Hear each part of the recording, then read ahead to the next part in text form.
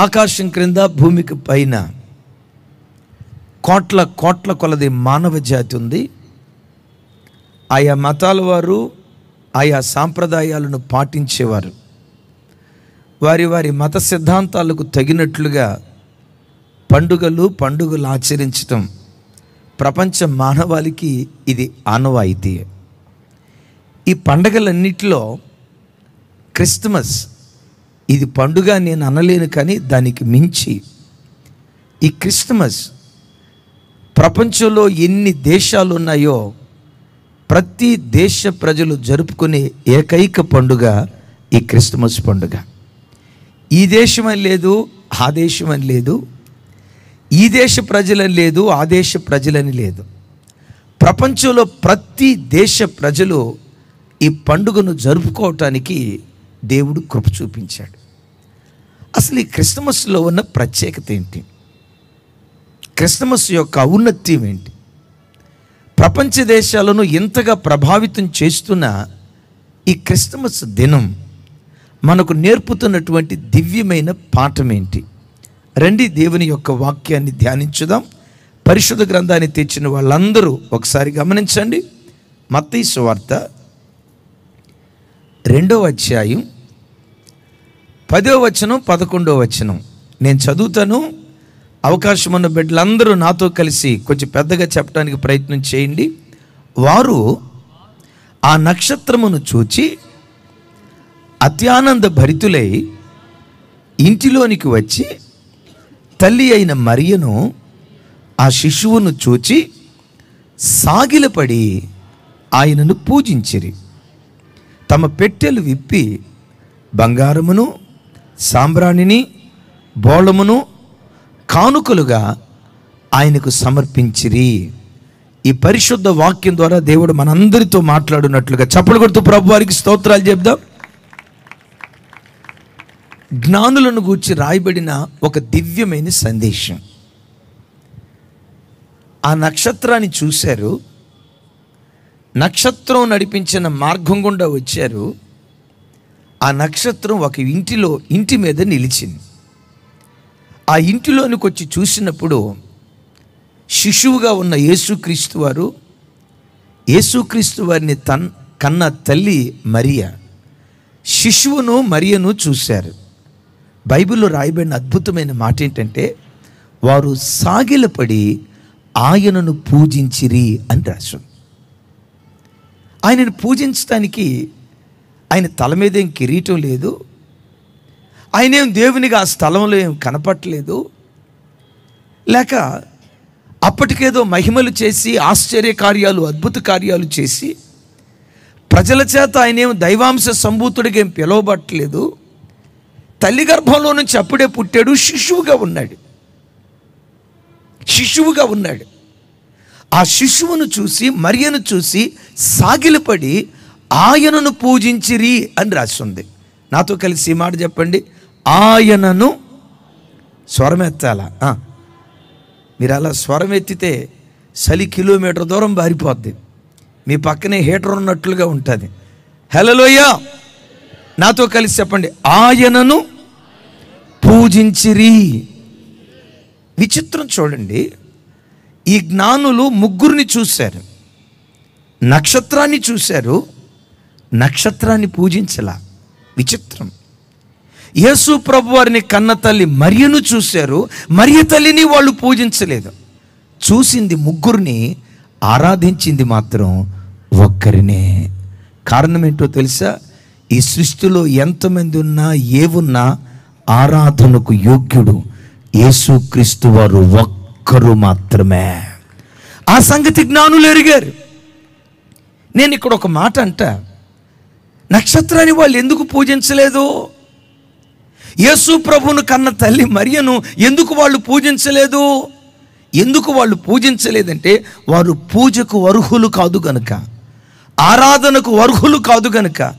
ఈ జ్ఞానులు ఎరగకనే ఎరిగిన సంగతి ఏంటంటే ఆకాశము, సూర్యుడు, చంద్రుడు, నక్షత్రాలు, యేసు ప్రభువును కన్న తల్లి వాళ్ళు ఆరాధనకు యోగ్యులు కాదు, కానీ యేసు ఒక్కడే ఆరాధనకు యోగ్యుడని ఈ జ్ఞానులు ఎరిగారు. Praise the lord. ఇప్పుడు ఒక ప్రశ్న, నక్షత్రాలను ఎందుకు వాళ్ళు పూజించలేదు? నక్షత్రాలను ఎందుకు వాళ్ళు ఆరాధించలేదు? కొన్ని మతాల వారికి కొన్ని నమ్మకాలు ఉంటాయి. ఎవరి నమ్మకాన్ని క్రైస్తవులుగా మనం కించపరచకూడదు. వారి మత విశ్వాసాలను ఆచరించే అవకాశం, పాటించేటువంటి ఆ స్వేచ్ఛ ప్రతి మతం వారికి మనం దయచేయాలి. ఏ మతాన్ని క్రైస్తవుడు విమర్శించకూడదు. హైందవ సహోదరులు ఉన్నారు, సూర్య నమస్కారం చేస్తారు, అది వాళ్ళ విశ్వాసం. వాళ్ళ విశ్వాసం అలాగే ఉండనివ్వండి, వారిని మనం విమర్శించకూడదు. చంద్రుడికి నమస్కారం చేసే వ్యక్తులు ఉన్నారు, కానీ క్రైస్తవులుగా సూర్యుడికైనా చంద్రుడికైనా నక్షత్రాలకైనా పొరపాటున మనం నమస్కారం చేసేవారిగా కానీ వందనాలు చెప్పేవారిగా కానీ ఉండకూడదు. ఎందుకు క్రైస్తవుడు సూర్య నమస్కారాలు చేయకూడదు? ఎందుకు క్రైస్తవుడు చంద్ర నమస్కారాలు చేయకూడదు? నక్షత్రాలను చూసి ఎందుకు క్రైస్తవుడు ముహూర్తాలను విచారించకూడదు? ఈ సూర్య చంద్ర నక్షత్రాదులను దేవుడు ఎందుకు కలుగు చేశాడో ద్వితీయోపదేశకాండంలో చక్కటి మాట రాసి ఉంటుంది. చూడండి ఆ మాట. ద్వితీయోపదేశకాండం 4వ అధ్యాయం 18-19 వచనాలు. 18-19 వచనాలు. 18వ వచనం చివరి నుంచి నేను చదువుతాను. అందరూ నాతో కలిసి ఈ మాటలు చెప్పడానికి ప్రయత్నం చేయండి. మీకు స్క్రీన్ మీద కనపడుతుంది. కొంచెం పైకన్, నెక్స్ట్ కొంచెం పైకన్. నాతో కలిసి చెప్పండి. ఆకాశము వైపు కన్నులెత్తి సూర్య చంద్ర నక్షత్రములైన ఆకాశ సైన్యమును చూచి మరులగొల్పబడి, నీ దేవుడైన యెహోవా సర్వాకాశము క్రిందనున్న సమస్త ప్రజల కొరకు పంచిపెట్టిన వాటికి నమస్కరించి పూజింపకుండునట్లు మీరు జాగ్రత్త పడుడి. విన్నారా? దేవుడైన యెహోవా దైవజనుడైన మోషే ద్వారా ఇశ్రాయేలు ప్రజలతో చెప్తున్నాడు, ఇశ్రాయేలీలారా, సూర్యునికైనా చంద్రునికైనా నక్షత్రాలకైనా మీరు నమస్కారం చేయవద్దు. వాటి వైపు చేతులు జోడించి వాటిని మీరు పూజించొద్దు. ఎందుకు పూజించొద్దయ్యా? మీ దేవుడైన యెహోవా వాటిని సృష్టించి వాటిని నిర్మించి సర్వాకాశము క్రిందనున్న సమస్త ప్రజల కొరకు దేవుడు వాటిని పంచిపెట్టాడు. పగటిపూట వెలుగునివ్వటానికి సూర్యుణ్ణి, రాత్రిపూట వెన్నెలనివ్వటానికి చంద్రుణ్ణి, నక్షత్రాలను, సర్వాకాశము క్రిందనున్న సమస్త ప్రజలకు దేవుడు వాటిని పంచిపెట్టాడట. సూర్యుడెవరు? సృష్టికర్త అయిన దేవుని చేత నీ కొరకు నా కొరకు వారు పంచిపెట్టబడినటువంటి వారు. ఆమేన్. చంద్రుడెవరు?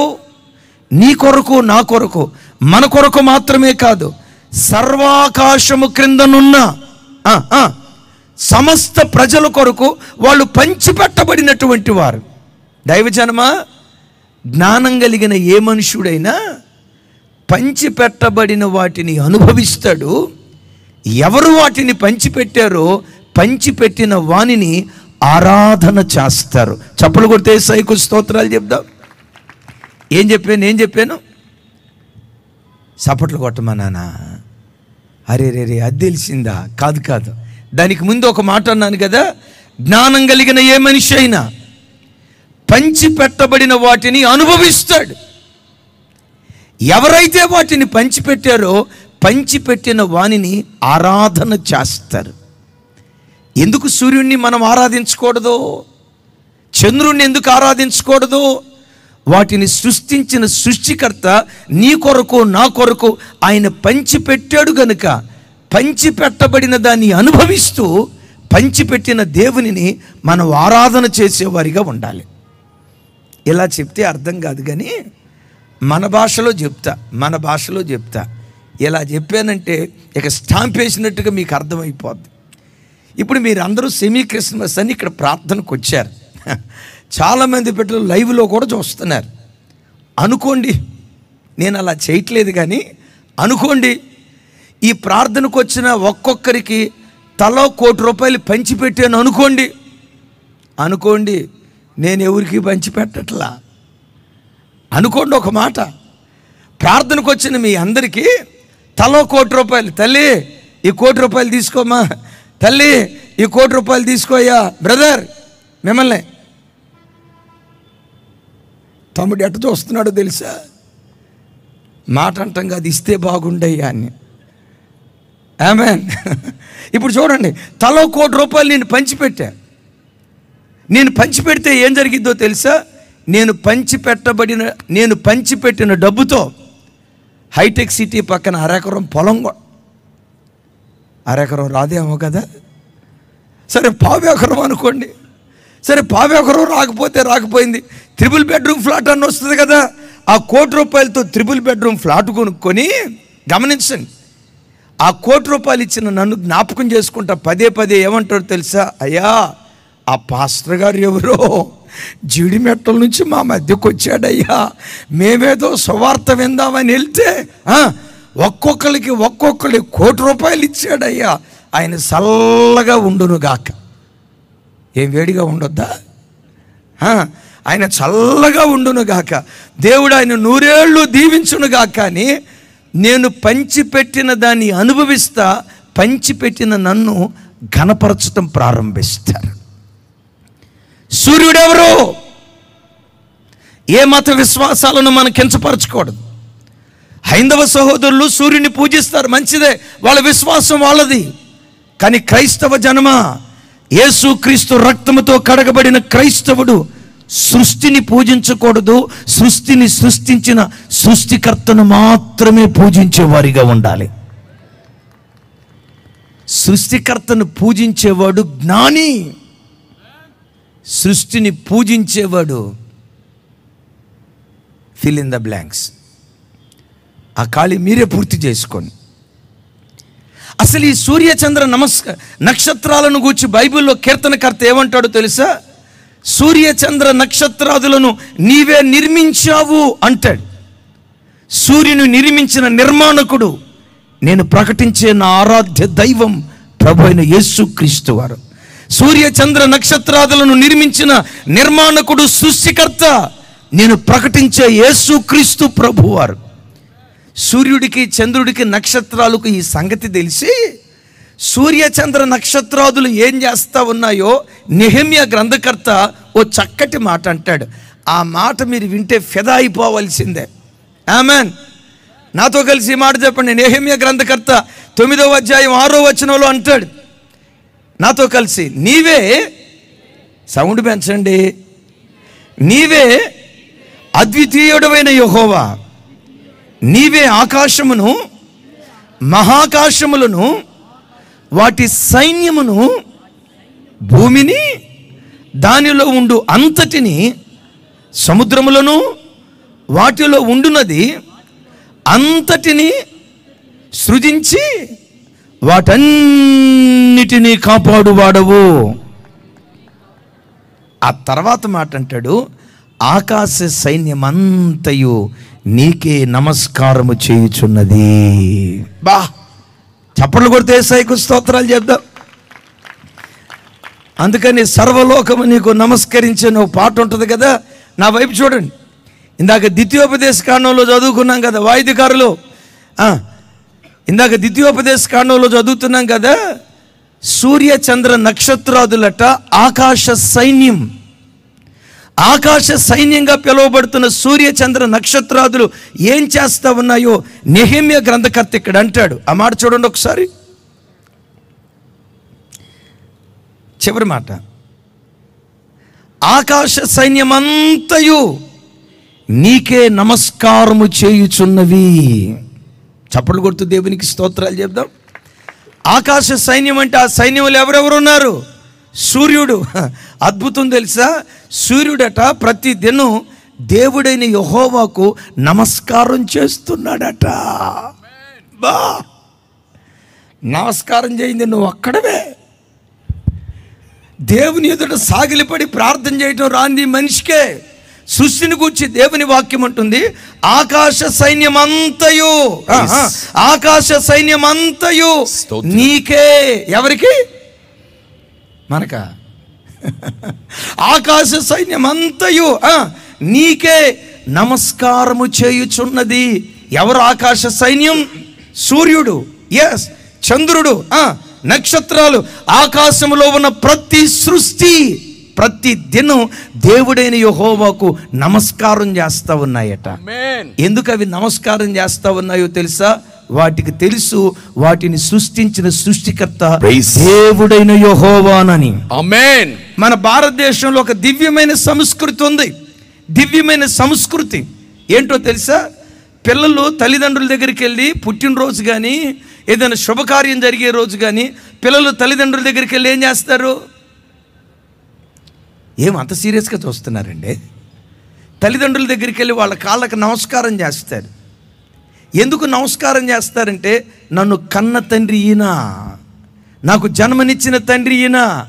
విచిత్రం చూడండి, సూర్య చంద్ర నక్షత్రాదులు ప్రతి దినం ఆయనకు నమస్కారం చేయటానికి కారణం ఏంటంటే, సూర్యుడికి చంద్రుడికి తెలుసు ఆయనే సృష్టికర్త అయిన దేవుడని.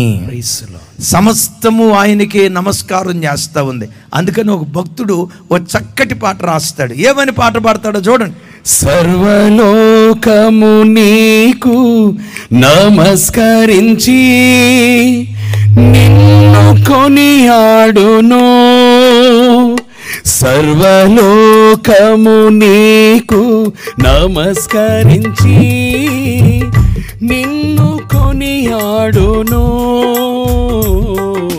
దయగల హృదయుడవు నీ స్వాస్థ్యమును ఎన్నడు ఎడబాయవు, ఎడారిలో ఊటలను జలరాసులలో త్రోవను ఏర్పరచువాడవు, సర్వలోకము నీకు నమస్కరించి నిన్ను కొనియాడును, సర్వలోకము నీకు నమస్కరించి నిన్ను కొనియాడును, దయగల హృదయుడవు నీ స్వాస్థ్యమును ఎన్నడు ఎడబాయవు. చప్పట్లు కొడుతూ దేవునికి స్తోత్రాలు చెప్దాం. సర్వలోకము ఆయనకే. ఇప్పుడు జ్ఞానులు ఒక మాట అడుగుతా, జ్ఞానులారా, మిమ్మల్ని నక్షత్రాలు అంత చక్కగా నడిపించాయి కదా, నక్షత్రాలకు ఒకసారి నమస్కారం చేస్తే పోయిద్ది కదా అని అంటే వాళ్ళు అంటారు, ఆ నక్షత్రాలే ఆయనకు నమస్కారం చేస్తూ ఉంటే. చూడండి, ఆ నక్షత్రాలే ఆయనకు నమస్కారం చేస్తూ ఉంటే అడుక్కునేవాడి దగ్గర గిక్కున్నట్టు మళ్ళీ ఈడికి మేము నమస్కారం చేస్తే ఎట్లా? వాళ్ళే ఆయనకు నమస్కారం చేస్తున్నారు. దైవజనమా, ఈ సృష్టి అంతటిలో పూజార్హుడు, ఆరాధనకు యోగ్యుడు ఈ రాత్రి నేను ప్రకటించే నజరేయుడైన యేసుక్రీస్తు ప్రభువారు. అది నీకు తెలియకపోవచ్చు, సూర్యుడికి తెలుసు. అది నీకు తెలియకపోవచ్చు, చంద్రుడికి తెలుసు. సృష్టిలో ఉన్న ప్రతి సృష్టికి తెలుసు. ఏమని తెలుసో తెలుసా? యేసుక్రీస్తే సమస్త సృష్టిని సృష్టించిన సృష్టికర్తని. ఆమేన్, ఆమేన్. ఇక్కడ కనపడుతుంది శిశువు. విచిత్రం చూడండి, నడిపించిన నక్షత్రాన్ని వాళ్ళు పూజించలేదు. నాకు ఆశ్చర్యం కలుగుతున్న మాట ఏంటంటే, అరే అప్పుడే పుట్టిన పసిబిడ్డండి, ఆ పసిబిడ్డ దగ్గర మోకరించి సాగిలిపడి పూజ చేయటం. ఆ జ్ఞానులు ఎరిగింది ఏంటో తెలుసా? ఈయన శిశువు కాదు, సర్వలోకాన్ని సృష్టించిన సృష్టికర్త అయిన దేవుడు. నేనంట, అందుకనే వాళ్ళు జ్ఞానులు. వాళ్ళను ఊరగా జ్ఞానులు అనలేదు వాక్యం. ఒక మాట చెప్పమంటారా? యేసుక్రీస్తు నిజదేవుడని ఎరిగిన ప్రతి మనుష్యుడు జ్ఞాని. జ్ఞానులకు మాత్రమే ఈ దేవుడు అర్థమవుతాడు. వెర్రివాడికి, తెలివి తక్కువ వాడికి యేసుక్రీస్తు అర్థం కాడు. సరే, నక్షత్రాన్ని చూశారు, నక్షత్రాన్ని పూజించలేదు. ఇంటిలోకి వస్తే ఇద్దరు కనపడ్డారు. ఎవరెవరు కనపడ్డారు? తల్లి మరియా, శిశువుగా ఉన్న యేసుక్రీస్తు వారు. విచిత్రం ఏంటంటే, ఆ తల్లిని చూసారే కానీ, నక్షత్రాన్ని చూసి ఆరాధించారే కానీ, సాగిలపడి యేసును మాత్రమే పూజించారు. కొంతమంది యేసు ప్రభువును పూజ చేస్తారు, మరియ తల్లిని పూజ చేస్తారు. యేసు ప్రభుని ఆరాధిస్తారు, మరియ తల్లిని ఆరాధిస్తారు. అదేమంటే ఏమంటారో తెలుసా? బిడ్డ ఎంత గొప్పోడైనా తల్లి కంటే గొప్పోడు కాదుగా. బిడ్డ ఎంత ఉన్నతమైన వాడైనా తల్లి కంటే ఉన్నతమైన వాడు కాదుగా. కాబట్టి మేము బిడ్డని పూజ చేస్తాం చెప్పాలి, బిడ్డను కన్నటువంటి తల్లిని పూజ చేస్తామని చెప్పి బిడ్డను తల్లిని పూజించే మహానుభావులు ఉన్నారు. ఎందుకయ్యా తల్లిని పూజ చేస్తున్నామంటే ఆ యేసు ప్రభుని లోకంలోకి తీసుకొచ్చింది ఆ తల్లే కదండి. కాబట్టి తల్లిని పూజ చేస్తాం. ఇప్పుడు ఒక మాట అడుగుతా, మేయర్ గారు మన మధ్యలోకి వచ్చారు. మేయర్ గారిని మన మధ్యలోకి తీసుకొచ్చింది ఏది? ఆయన కారు. బొకే తీసుకెళ్ళి కారుకి ఇచ్చామా? బొకే తీసుకుని వెళ్ళి కారుకి ఇచ్చామా? మేయర్ గారికి ఇచ్చామా? చూశారు కదండి, కళ్ళున్న కబోదులారా, నోరు తెరిచి చెప్పండి. బొకే తీసుకెళ్ళి ఆయన కారుకి ఇచ్చామా? ఆయనకి ఇచ్చామా? ఒకవేళ ఎవరైనా కారుకి ఇస్తే ఎర్రగడ్డ మెంటల్ హాస్పిటల్లో జాయిన్ చేయాలా? బొకే ఎవరికి ఇస్తాం? ఎవరికి ఇచ్చాం? బైబిల్ వాళ్ళకి గిఫ్ట్గా ఇచ్చాం. ఎవరికి ఇచ్చాం బైబిల్ గిఫ్ట్గా? దైవజనమా, తల్లి మరియా పవిత్రురాలు. తల్లి మరియా గౌరవనీయురాలే కానీ ఆరాధనీయురాలు కాదు. యేసు ఒక్కడు మాత్రమే ఆరాధనకు యోగ్యుడు. చాలామంది మూఢనమ్మకంతో వితండంగా వాదించేది ఏంటయ్యి అంటే, కొడుకు ఎంత గొప్పోడైనా తల్లి కంటే గొప్పోడు కాదు కదా, కాబట్టి మేము తల్లి దగ్గరికి వెళ్తాం, కొడుకు దగ్గరికి వెళ్తాం అంటారు. ఒక మాట, కొడుకు ఎంబీబీఎస్ డాక్టర్, ఆ తర్వాత ఎంఎస్ కూడా చేశాడు, కార్డియాలజిస్ట్ అయ్యాడు. ఏజిస్టు? కార్డియాలజిస్ట్. కార్డియాలజిస్ట్ అంటే గుండె జబ్బులు బాగు చేసేవాడు. ఒక వ్యక్తికి ఓపెన్ హార్ట్ సర్జరీ చేయాల్సి వచ్చింది, గుండె ప్రాబ్లం వచ్చింది. గుండె ప్రాబ్లం వస్తే డాక్టర్ గారి దగ్గరికి వెళ్తాడా, డాక్టర్ గారిని కన్నా తల్లి దగ్గరికి వెళ్తాడా? మీరు తల్లి దగ్గరికి వెళ్ళేటట్టే ఉన్నారు. ఈ పిచ్చి జనం చూడండి. ఇప్పుడు ఆ డాక్టర్ గారికి అంద నిజమే, వాళ్ళ కొడుకు ఎంబీబీఎస్ డాక్టర్, ఎంఎస్ కార్డియాలజిస్ట్ నిజమే.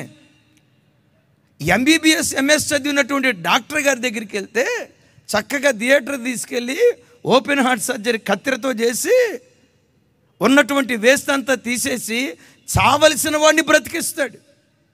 ఒకవేళ డాక్టర్ ఎంత గొప్పోడైనా అమ్మ కంటే గొప్పోడు కాదుగా. కాబట్టి నా గుండె జబ్బు వస్తే నేను వాళ్ళ అమ్మ దగ్గరికి వెళ్తానని అమ్మ దగ్గరికి వెళ్ళాడు అనుకో, ఆ అమ్మ ఏం చేస్తో తెలుసా? కూరగాయలు కోసే కత్తిపేట తీసుకొస్తుంది. ఏనండి, కూరగాయలు కోసే కత్తిపేట తీసుకొస్తుంది. ఆ డాక్టర్ సచ్చేవాడిని బ్రతికిస్తాడు, ఈ తల్లి కత్తిపేట తీసుకొచ్చి బతికున్నవాడిని. వీళ్ళు ఎందుకు జ్ఞానులో తెలుసా? ఎవరు ఆరాధనకు యోగ్యులో వాళ్ళు ఎరిగారు, ఎవరు పూజార్హులో వాళ్ళు ఎరిగారు, ఎవరు సాగిలపడి నమస్కరించడానికి తగినవాడో వారు ఎరిగి యేసును మాత్రమే వాళ్ళు పూజ చేశారు. హల్లెలూయా. చూసింది ముగ్గురిని, ఆరాధించింది ఒక్కరి. ఇప్పుడు అసలు వర్తమానంలోకి వస్తా. ఇప్పటి వరకు అంతా ఏమంటారు? ఉపోద్ఘాతం అంటారు కదా. మనం చదువుకునేటప్పుడు బుక్లో ఇంట్రడక్షన్ లేక ఉపోద్ఘాతం అంటారు కదా, ఉపోద్ఘాతం. నేనంట ఆయనకే పూజ చేయటానికి కారణం ఏంటి? ఆయనలో ఏం చూశారు? ఎందుకు ప్రతి మనుషుడు యేసును మాత్రమే పూజించాలి? యేసు ఏమై ఉన్నాడు చెప్పమంటారా? చూడటానికి శిశువుగా కనపడుతున్నాడు కానీ, తమ్ముడు ఒకసారి ఆ థంబ్నెయిల్ చూపించు. చూడటానికి శిశువుగా కనపడుతున్నాడు కానీ ఈ శిశువు నీ చరిత్ర మార్చే శక్తివంతుడైనటువంటి దేవుడు. ఎంత ఓపిక ఉందో అంత గట్టిగా చెప్పండి ఆమేనని. ఈయన శిశువు కాదు, చూడటానికి శిశువులాగే ఉన్నాడు, పశువుల పాకలో పవలించాడు, బాగానే ఉంది. చూడటానికి పశువుల తొట్టులో ఉన్నాడు. నేనంటాం కాదు, జ్ఞానులు అంటారు ఈయన శిశువు కాదు, నీ చరిత్ర మార్చే శక్తివంతుడైనటువంటి దేవుడు. ఎలా చరిత్ర మారుస్తాడో ఆ జ్ఞానులు వచ్చి ప్రభువుని ఆరాధించేటప్పుడు వారు తమ పెట్టెలు విప్పి బంగారమును, సాంబ్రాణిని, బోళమును ఆయనకు కానుకగా సమర్పించారు. బంగారాన్నే ఎందుకు కానుకగా సమర్పించారు? యేసు ఎట్టివాడో వారు అర్పించిన కానుకలే చెప్పకనే చెప్తూ ఉన్నాయి. చప్పలు కొడుతూ ప్రభు వారికి స్తోత్రాలు చెప్దాం. పుట్టిన ఈ శిశువు, పశువుల పాకలో కనబడుతున్న ఈ శిశువు, ఇంటిలో కనబడుతున్న ఈ శిశువు ఎట్టివాడో వారు తీసుకొచ్చిన కానుకలు యేసు ఎట్టివాడో చెప్పకనే చెప్తూ ఉన్నాయి. మీరు అనొచ్చు, వస్తువులు యేసు ఎట్టివాడో ఎలా చెప్తున్నాయండి? మొట్టమొదట వాళ్ళు బంగారాన్ని కానుకగా ఇచ్చారు. బంగారం బైబిల్లో ఎన్నో ఆధ్యాత్మిక అర్థాలకు గుర్తుగా ఉంది. మెట్టుకు 2 అర్థాలు చెప్తాను. నంబర్ 1, బంగారం పరిపూర్ణమైన దైవత్వానికి గుర్తు. పరిపూర్ణమైన దైవత్వానికి గుర్తు. ప్రత్యక్ష గుడారంలో ప్రాకారము, పరిశుద్ధ స్థలం, అతి పరిశుద్ధ స్థలం ఉంటుంది. అతి పరిశుద్ధ స్థలం అంతా బంగారంతో పొదిగించబడినట్లుగా దేవుని యొక్క లేఖనాల్లో రాయబడి ఉంది. అది సంపూర్ణమైన దైవత్వానికి సాదృశ్యంగా లేఖనాల్లో మనం చూస్తూ ఉన్నాం. దైవజనమా, వచ్చినటువంటి వీళ్ళు బంగారాన్ని కానుకగా సమర్పించడానికి కారణం ఏంటంటే, ఇదిగో శిశువుగా కనపడుతున్న ఈయన మానవ మాతృడు కాదు. పుట్టటం దావీదు వంశంలో పుట్టుండొచ్చు, యోధా గోత్రంలో పుట్టుండొచ్చు, శరీరమును బట్టి దావీదు వంశంలో పుట్టాడేమో, కానీ కనబడుతున్న ఈ శిశువు నిరంతర స్తోత్రార్హుడై ఉన్నాడు. దైవత్వం యొక్క పరిపూర్ణత ఈ యేసు ప్రభు వారిలో ఉంది అని చెప్పి బంగారాన్ని కానుకగా సమర్పించారు. దైవజనమా, ఒక్క మాట, ప్రపంచంలో దేవుళ్ళు అని పిలువబడిన వారు ఎంతమంది ఉన్నా దేవత్వపు పరిపూర్ణత కలిగిన ఒకే ఒక్క వ్యక్తి ఈ రాత్రి నేను ప్రకటించే నజరేయుడైన యేసుక్రీస్తు ప్రభువారు. మహారాష్ట్రలో నారాయణ్ వామన్ తిలక్ అనే ఒక సనాతన బ్రాహ్మణ కుటుంబానికి చెందిన వ్యక్తికి ఎందుకో దేవుని గూర్చిన దైవాన్వేషణ చిన్నప్పటి నుంచి చాలా ఎక్కువ. ఆయన పేరేంటయ్యి అంటే, స్క్రీన్ మీద చూస్తున్నారు కదా, నాతో కలిసి చెప్పండి, నారాయణ్ వామన్ తిలక్. తిలక్ అనే పేరు ఎక్కడైనా విన్నారా? మీరు అందరు ఎట్ట చూస్తున్నారంటే, శిలక్ అనే పేరు విన్నా కానీ, శిలక పేరు విన్నా కానీ తిలక్ పేరు ఏం లేదంటారా? Right, thank you. కొంతమంది చదువుకున్న వాళ్ళు ఉన్నారు. అమ్మో, సోషల్ స్టడీస్ మీద మీకు మంచి పట్టే ఉంది. బాలగంగాధర్ తిలక్ అని అంటారు కదా, స్వతంత్ర సమరయోధుడిగా పిలువబడుతున్న బాలగంగాధర్ తిలక్ గారికి ఈ నారాయణ్ వామన్ తిలక్ గారు సమీప బంధువట. అయితే ఈయనకి చిన్నతనం నుంచి దేవుని గూర్చిన జిజ్ఞాస ఎక్కువ. సనాతన బ్రాహ్మణ కుటుంబానికి చెందినవాడు. ఆయన ఏ మత గ్రంథాలు చదివాడో నాకు తెలియదు, కానీ తాను చదువుతున్న మత గ్రంథాలలో రాయబడిన ఆ దేవుళ్ళ పట్ల ఆయనకు అంత నమ్మకం కలగలేదు. ఆయన సాక్ష్యం రాస్తూ అంటాడు, నేను చదివిన మత గ్రంథాల్లో ఉన్న దేవుళ్లకు సాటి మనిషికి ఉండే నీతి విలువలు కూడా లేవు, సాటి మనిషికి ఉండే పరిశుద్ధత కూడా లేదు, దేవుడు ఇలా ఉండడు అని చెప్పి ఆయన ఊహిస్తున్నాడు. ఏమనో తెలుసా? నంబర్ 1, దేవుడు అనేవాడు పరమ పవిత్రుడై ఉండాలి, కామ క్రోధ లోభ మోహ మద మాత్సర్యాలను జయించిన వాడై ఉండాలి. ఆ పరిశుద్ధ దేవుడు ఎవరో నాకు తెలియాలి. నంబర్ 2, దేవుడు అనేవాడు అందరి వాడై ఉండాలి. చెప్పండి, అందరివాడు. కొంచెం గట్టిగానండి, సౌండ్ పెంచాలా? దేవుడు అనేవాడు, పెద్దగా చెప్పాలి ఈ మాట. నా యేసు ప్రభు గురించి మాట చెప్పడానికి నా రక్తం ఉప్పొంగుతూ ఉంటుంది. దేవుడు అనేవాడు అందరి వాడై ఉండాలి. కొందరి వాడైతే దేవుడు కాదు. నా వైపు చూడండి. కొంతమందికి ఉండే అభిప్రాయం ఏంటంటే, యేసు ప్రభు దేవుడేనండి, మేము కాదనో. నో డౌట్, యేసు ప్రభు దేవుడే, కాకపోతే ఆయన తెల్లోళ్ళ దేవుడండి. ఎవరు దేవుడు? నేను ఎప్పుడు చెప్తా, ఆ యేసు ప్రభు కనుక నిజంగా తెల్లోళ్ళ దేవుడు అయి ఉంటే నాలాంటి నల్లోళ్ళంత అన్యాయం అయిపోయి ఉండేవాళ్ళు. అశోకన్న, నీ బతుకు కూడా న్యాయమే. ఎవడు కనిపెట్టాడో కానీ ఈ అబద్ధాన్ని, నిజమే, నిజం చెప్పులు తోడుకునే లోపు అబద్ధం ప్రపంచం అంతా తిరిగి వస్తుందంట. ఎవడో ఒకడు అన్నాడు, యేసు ప్రభు దేవుడే కానీ తెల్లోళ్ళ దేవుడండి, యేసు ప్రభు దేవుడే కానండి అమెరికా వాళ్ళ దేవుడండి. ఎవడో ఒక మాట అన్నాడు, ఆ మాట పట్టుకున్నాడు. అయ్యలారా, యేసుక్రీస్తు ఒక జాతికో, ఒక కులానికో, ఒక మతానికో, ఒక ప్రాంతానికో చెందినవాడు కాదు. లేఖనంలో రాయబడిన మాట, యేసుక్రీస్తు అందరికీ ప్రభు అయి ఉన్నాడు. ఎందరికీ? నాసికా రంధ్రాలలో ఊపిరి ఉన్న ప్రతి మనుష్యునికి, సమస్త ప్రాణకోటికి, ఆకాశం క్రింద భూమికి పై ఉన్న సమస్త మానవాళికి యేసే దేవుడు, యేసే దేవుడు, యేసే దేవుడు. యేసు అందరివాడు. ఎందరివాడు? ఈయనకుండే అభిప్రాయం కూడా ఏంటంటే, దేవుడు అనేవాడు ఒక వర్గానికి చెందినోడై ఉండకూడదు, ఒక దేశానికి చెందినోడై ఉండకూడదు, ఒక ప్రాంతానికి చెందినోడై ఉండకూడదు, ఒక గల్లీకి చెందిన దేవుడై ఉండకూడదు. అందరికీ చెందిన దేవుడు ఎవరు? మూడవది, ఆ దేవుని దగ్గర సమానత్వం ఉండాలి. ఈ కులపు వాళ్ళే రావాలి, ఆ కులపు వాళ్ళు రాకూడదు.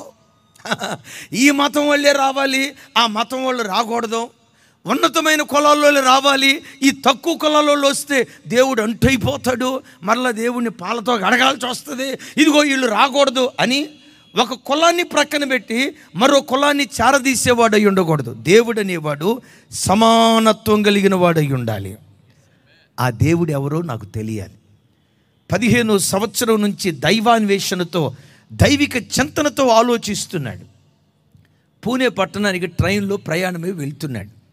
ఎవరో ఒక అతనికి నూతన నిబంధన బైబిల్, అయ్యా ఒకసారి చదువు అని ఇచ్చాడు.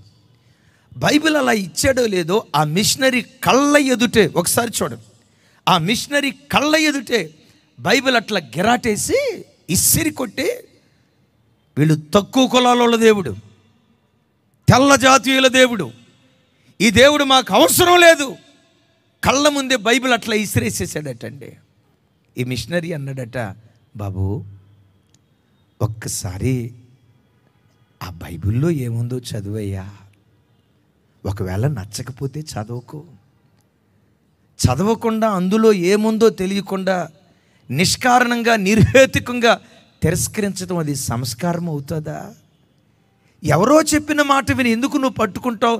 ఒక్కసారి ఈ బైబిల్లో ఏముందో చూడు, చూసిన తర్వాత నచ్చకపోతే ఇసిరిపడే, అవసరమైతే చింపి ముక్కలు చేయి, నో డౌట్ అన్నాడట.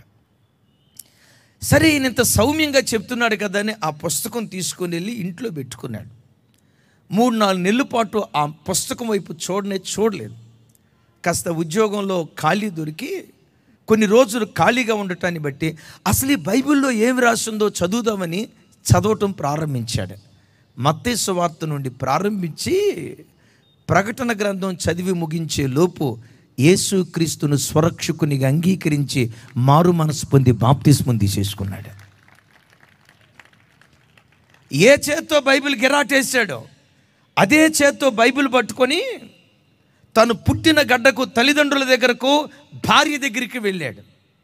తల్లిదండ్రులు, భార్య ఏమన్నారు తెలుసా? రేయ్, నువ్వు క్రైస్తవ కుక్కవి, ఆంగ్లేయులకు అమ్ముడు పోయిన కుక్కవి, వాళ్ళ ఎంగిలి మెతుకుల కొరకు ఆశపడి ఆ క్రైస్తవ వైపు తిరిగిన కుక్కవని చివరికి కట్టుకున్న భార్య కూడా భర్తను తిరస్కరించిందట. భర్త ఒక మాట అన్నాడు, అమ్మా నన్ను అపార్థం చేసుకుంటున్నారు, నేను ఆంగ్లేయుల ఎంగిలి మెతుకులకు అమ్ముడు పోయిన కుక్కను కాదు, నేను ఈ యేసు ప్రభువుని ఎందుకు అంగీకరించానో ఒక్క మాట చెప్తా. ఈ బైబిల్ తీసుకోండి, ఈ బైబిల్లో ఏముందో చదవండి. బైబిల్ దేవుడు నిజంగా అపవిత్రుడైతే, లోపం కలిగిన వాడైతే నాకు చెప్పండి, క్రైస్తవ్యాన్ని ఉన్నపాటు నేను విడిచిపెడతాను. భార్య అందట, ఏం చూసావయ్యా ఈ దేవుడిలో, ఏం కనపడిందని? ఆయన తక్కువ జాతి దేవుడు కదా, ఏం కనపడిందని యేసు ప్రభువుని అంగీకరించావు? భర్త అంటాడట, ఈ యేసు క్రీస్తులో సాటి లేని పరిశుద్ధతను నేను చూశాను, సాటి లేని పరిశుద్ధతను నేను చూశాను. దేవుడంటే పరిశుద్ధుడై ఉండాలి, దేవుడంటే పవిత్రుడై ఉండాలి, కామక్రోధ లోభ మోహ మద మాత్సర్యాలను జయించిన వాడై ఉండాలని నేను వెతుకుతూ ఉండేవాడిని కదా. నేను వెతుకుతూ ఉన్న దేవుడు ఈ బైబిల్లో నేను కనుగొన్నాను. చప్పలు కొడుతూ దేవునికి స్తోత్రాలు చెప్తాం. ఒకసారి నువ్వు చూడు, ఆ గుణగణాలు ఈ దేవుల్లో నీకు కనపడకపోతే ఉన్నపాటున నేను వదిలేస్తా. భార్య తీసుకుంది, బైబిల్ చదివింది. బైబిల్ చదివి పూర్తి చేసే లోపు భర్త చేయి పట్టుకుని అందట, నీవు ఆరాధించే దేవుని నేను ఆరాధిస్తానయ్యా, నువ్వు పూజించే దేవుణ్ణి నేను పూజిస్తానయ్యా, నీవు ఏ రక్తంతో కడగబడ్డావో నేను అదే రక్తంతో కడగబడి బాప్తిస్మం తీసుకొని నీ చెయ్యిలో చెయ్యి కలిపి ఈ మహారాష్ట్ర రాష్ట్రమంతా యేసే నిజమైన దేవుడిని ప్రకటిస్తూ స్వార్థ సేవ చేద్దామయ్యా అని భర్త చెయ్యి పట్టుకొని మహారాష్ట్ర రాష్ట్రమంతా తిరుగుతూ 100 సంఘాలు కట్టారు ఈ భార్యాభర్తలిద్దరూ.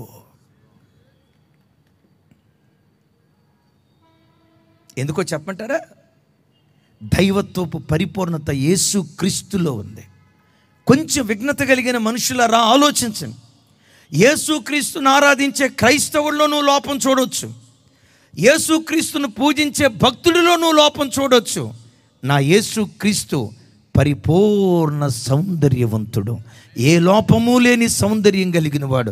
ఒక్క మాటలో చెప్పాలంటే దేవత్వపు పరిపూర్ణత యేసుక్రీస్తులో దాగి ఉంది.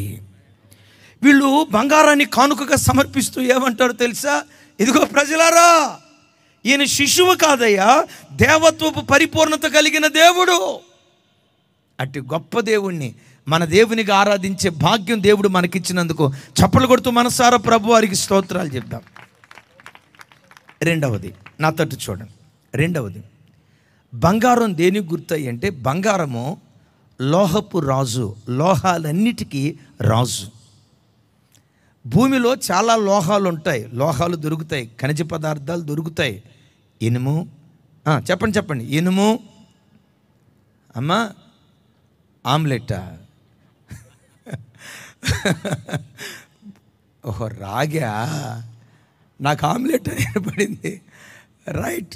అయినా మనం ఆదివారం ఆమ్లెట్తో ముగించేవాళ్ళం కాదు కదమ్మా,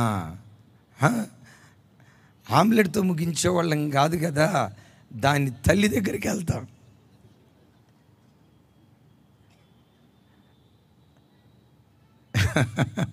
హల్లెలూయా. రైట్. చూడండి, నేను మీతో చెప్పే మాట, భూమి లోపల చాలా లోహాలు ఉంటాయి. ఏంటా లోహాలు? వెండి, ఇత్తడి, రాగి, అల్యూమినియం, రకరకాల ఖనిజ పదార్థాలు ఉంటాయి. లోహాలన్నిటికీ రాజు బంగారం. బంగారాన్ని ఎందుకు కానుకగా సమర్పించారో తెలుసా?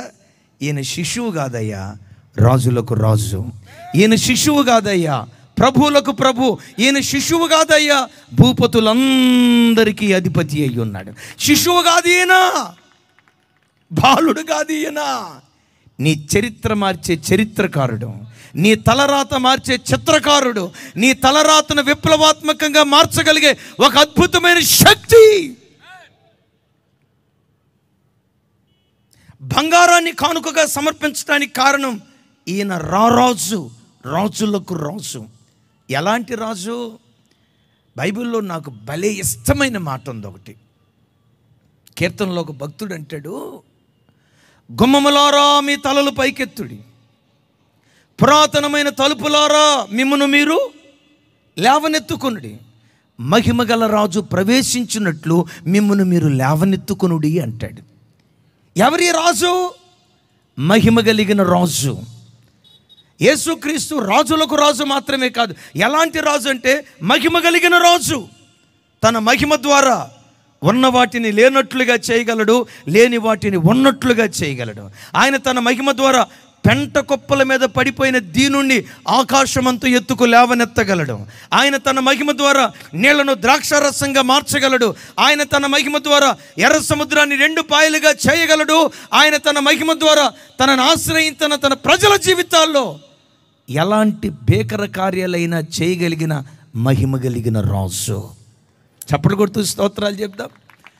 చాలామంది, నేను ఏ ప్రభుత్వాన్ని విమర్శించట్లేదు, మనకు ప్రభుత్వాలు అవసరం, ముఖ్యమంత్రులు అవసరం, ఎమ్మెల్యేలు అవసరం, మినిస్టర్లు అవసరం, వీళ్ళందరూ మనకు అవసరమే.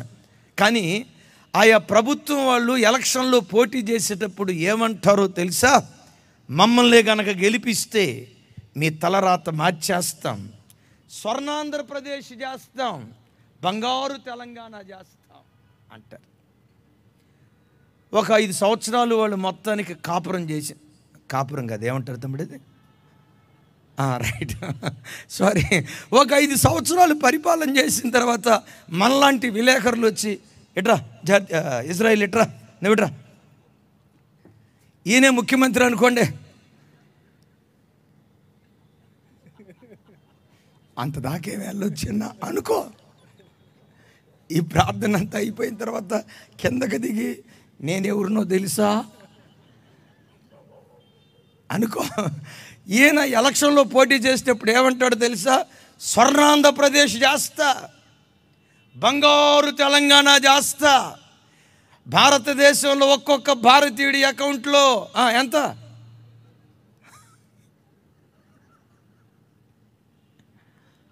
అని అంటారు. 5 సంవత్సరాలు పరిపాలన చేసిన తర్వాత, ఏమయ్యా స్వర్ణాంధ్రప్రదేశ్ చేస్తానన్నావు కదా, ఏమైందయ్యా? నా చేతిలో మంత్రదండం లేదను. రైట్, విను ఒక మాట. స్వర్ణాంధ్రప్రదేశ్ చేస్తానన్నావా లేదా? అన్నావు కదా, అన్నావా లేదా చెప్పు. అన్నాను. బంగారు తెలంగాణ చేస్తానన్నావా? అన్నాను. ఏమన్నావు? బంగారు తెలంగాణ. బంగారు తెలంగాణ. మరి 5 సంవత్సరాలు పరిపాలన చేసి ఎందుకు చేయలా? నా చేతిలో మంత్రదండం లేదు. ఆ మంత్రదండం ఉన్నవాడే నేను ప్రకటించే నా ఆరాధ్య దైవం, నా ప్రభు అయిన యేసుక్రీస్తు వారు.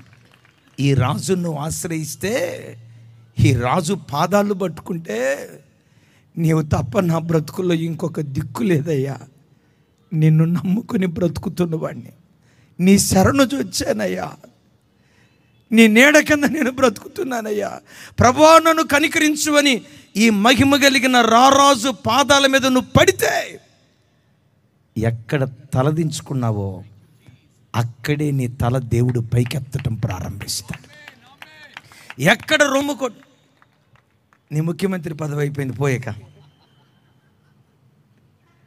ఈ మహిమ కలిగిన రాజు ఎట్టివాడో తెలుసా? నేను ప్రకటించే ఈ దేవుడు మంత్రదండం కలిగిన మహిమ కలిగిన రాజు. పెంట కుప్పల మీద పడిపోయిన దీనుణ్ణి లేవనెత్తి సింహాసనం మీద కూర్చోబెట్టగలిగిన రాజు. తృణీకరించబడిన బ్రతుకులను మూలకు తలరాళ్ళుగా మార్చగలిగిన రాజు. ఆమేన్, ఆమేన్. కొంచెం గట్టిగా చెప్దాం ఆమేన్. అందుకని అంటాడు, గుమ్మములారా మీ తలలు పైకెత్తుడి, మహిమ కలిగిన రాజు ప్రవేశించినట్లు మీరు అవకాశం ఇవ్వండి. ఈ రాజు ప్రవేశించాడా? ఈ రాజు ఏం చేస్తాడో తెలుసా? మీ తలలు పైకెత్తుతాడు, మీ పిల్లల తలలు పైకెత్తుతాడు. ఎక్కడ అవమానం పొందావో, ఏ బంధువుల మధ్యలో తలెత్తుకొని తిరగలేక సిగ్గుపడుతూ, అయ్యో నా పిల్లలు ఎట్లా అయిపోయారు, అయ్యో నా సంసారం ఎట్లా అయిపోయింది, అయ్యో నా వ్యాపారం ఎట్లా అయిపోయింది, అయ్యో నా కాపురం ఎట్లా అయిపోయిందని ఎక్కడ కృంగి కృంగి కుమిలి కుమిలి ఎక్కడ కృంగిపోయి ఏడ్చావో, ఈ మహిమ కలిగిన రాజు ఏం చేస్తాడో తెలుసా? కృంగిన నీ బ్రతుకును జ్ఞాపకం చేసుకొని తన ఉన్నత హస్తాన్ని చాపి కృంగిన చోటే నీ తలపైకి ఎత్తటం ప్రారంభిస్తాడు. అవమానం పొందిన చోటే 2 ఘనత దేవుడు నీకు ఇవ్వటం ప్రారంభిస్తాడు.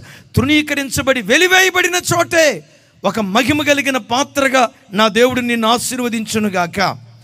అసలు ఈయన ఎంత మహిమ కలిగిన వాడో ఒకే మాట. దేవుడు మనిషిని చేసేటప్పుడు చెప్పండి, ఈ మహిమ కలిగిన దేవుడు మనిషిని దేంతో చేశాడు? మట్టితో చేశాడు. చెప్పాలి, దేంతో చేశాడు? మరోసారి, ఆదామును దేంతో చేశాడు? మనం అందరం కూడా మట్టితో చేయబడిన వాళ్ళమే. అవునో కాదో మీకు డౌట్ ఉంటే ఒకటి చెక్ చేయండి. చెమట పట్టిన తర్వాత, చెమట ఆరిపోయిన తర్వాత ఒంటి మీద అట్లా రుద్దేమనుకోండి, బంగారం వస్తుందా? వస్తే మాకు కిలో ఇయ్యయ్యా. చెప్పకనే చెప్తుంది, మట్టిరా బాబు నువ్వని. ఎస్, మనుషుణ్ణి దేవుడు మట్టితో చేశాడు. బంగారంతో చేయలేదు, వెండితో చేయలేదు, దేవదారు కర్రతో చేయలేదు. సృష్టి అంతటిలో విలువలేనిదేదో విలువలేని దానితో మనిషిని చేశాడు. మట్టి విలువలేనిదో కాదో మీకు అర్థం అవ్వాలంటే అడుగుతా. మీరు అలా నడుచుకుంటూ వెళ్తున్నారు, కాలుకు బురదైన వెంటనే తల్లి ఏం చేస్తారు చెప్పండి? వెంటనే ఆ బురదను ఎక్కడ బురద అక్కడ రాసేసి తుడుచుకొని వెళ్ళిపోతారు. ఒకవేళ బురద కాకుండా బంగారపు చెయ్యిని తగిలితే మీరు ఎట్ట చూస్తున్నారంటే అట్టాడితో ఒకటి తగిలేటట్టుగా గట్టిగా ప్రార్థన చేయండి అయ్యా.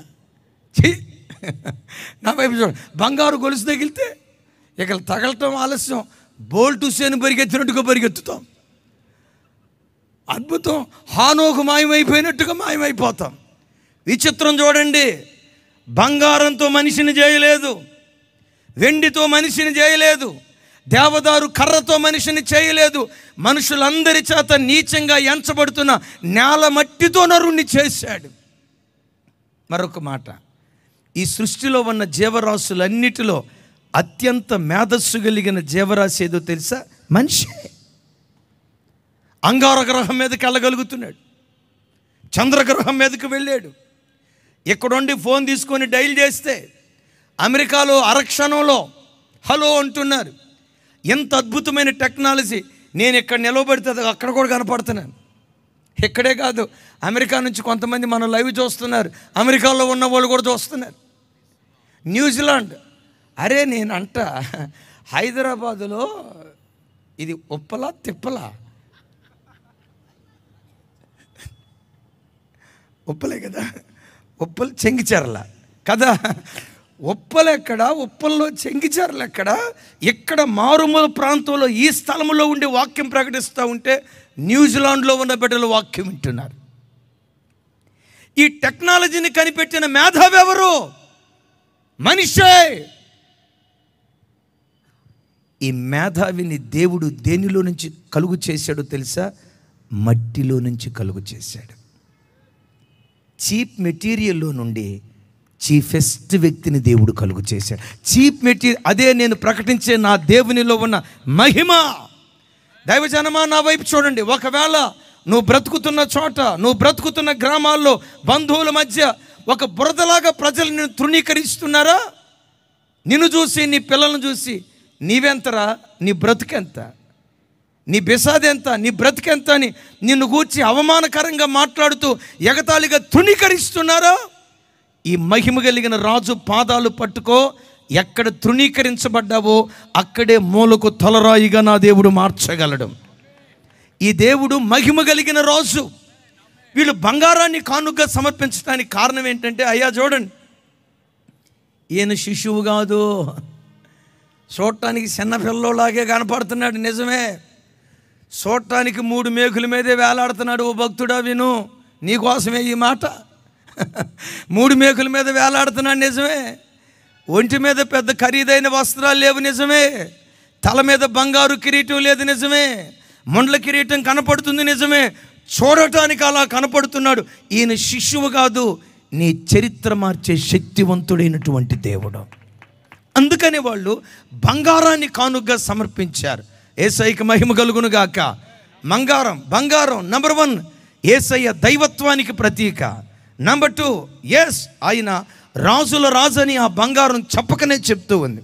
రెండవది, యేసు ప్రభు వారి కానుక సమర్పించేటప్పుడు వారు ప్రభువుకి ఏం కానుక సమర్పించారో లేఖనాల్లో చూస్తే, బైబిల్లో చూస్తాం, సాంబ్రాణిని కానుకగా సమర్పించారట. చెప్పండి కొంచెం గట్టిగా.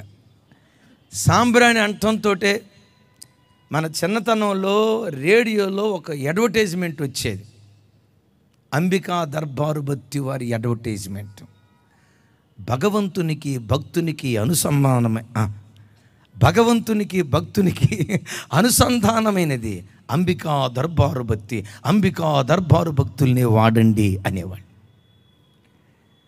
అంబికా దర్బారు బత్తిలో ఉంచేటటువంటి ఆ పొగ, ఆ సాంబ్రాణి పొగ భగవంతునికి భక్తునికి అనుసంధానం కలుగు చేస్తాదో లేదో నాకు తెలియదు, కానీ జ్ఞానులు చెప్తున్నారు, కనపడుతున్న ఈ శిశువు పరలోకమందలి దేవునికి, నశించిపోతున్న పాపికి అనుసంధానాన్ని కలుగు చేసే ఒక యాజకుడిగా తన కార్యక్రమాన్ని జరిగించబోతున్నాడు.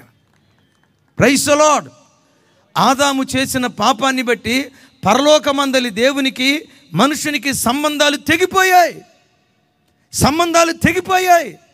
తెగిపోయిన ఈ సంబంధాలను మరలా పునరావృతం చేయటానికి, పరలోకమందలి దేవునితో ఆ తత్సంబంధాలను ఏర్పరచడానికి యేసుక్రీస్తు వారు పరలోకం నుండి భూలోకానికి మధ్యవర్తిగా లోకానికి దిగొచ్చాడు ఆయన. ఆ మధ్యవర్తి అయిన దేవునికి చప్పట్లు కొడుతూ స్తోత్రాలు చెప్దాం. అందుకని అపోస్తుడైన పౌలు వారు తిమోతికి ఉత్తరం రాస్తూ, దేవుడొక్కడే, దేవునికి నరునికి మధ్యవర్తి ఒక్కడే, ఆ మధ్యవర్తే యేసుక్రీస్తు అనే నరుడు. చప్పట్లు కొడుతూ ఆయనకి స్తోత్రాలు చెప్దాం. హుషారుగా చప్పట్లు కొడుతూ స్తోత్రాలు చెప్దాం మరోసారి. యేసయ్యకి మహిమ కలుగును గాక. అందుకనే దైవజనమా, బైబిల్లో రాయబడిన మాట యేసు ప్రభు వారు చెప్తూ నేనే మార్గం, నేనే సత్యం, నేనే జీవం, నా ద్వారా తప్ప ఎవ్వడు తండ్రి యొద్దకు రాలేడు. చెంగిచెర్ల ప్రాంతానికి రావటానికి చాలా దారులు ఉన్నాయి. ఉప్పల ప్రాంతం నుంచి రావచ్చు, గట్కేసర ప్రాంతం నుంచి రావచ్చు, ఫిర్జాదిగూడ ప్రాంతం నుంచి రావచ్చు. ఇటువైపు ఉంటుంది మల్కాపూర్ నుంచి రావచ్చు. అరే ఇళ్ళ మధ్యలో గుండా కూడా నడుచుకుంటూ రావచ్చు. చెంగిచెర్ల రావటానికి చాలా దారులు ఉన్నాయి, హైదరాబాద్ వెళ్ళటానికి చాలా దారులు ఉన్నాయి, అమెరికా వెళ్ళటానికి చాలా దారులు ఉన్నాయి. పరలోకం వెళ్ళటానికి మాత్రం ఒకే ఒక్క దారి. ఆ ఒక్క దారి నేను ప్రకటించే నజరేయుడని యేసుక్రీస్తు వారు. ఎవరు యేసుక్రీస్తు? యాకోబు దర్శనంలో ఒక నిచ్చెన చూస్తాడు. భూమికి ఆకాశానికి నిచ్చెన వేయబడినట్లుగా పరలోకాన్ని భూలోకాన్ని కలిపిన మధ్యవర్తి యాజకుడు, సాంబ్రాణి వంటివాడు ఆయన.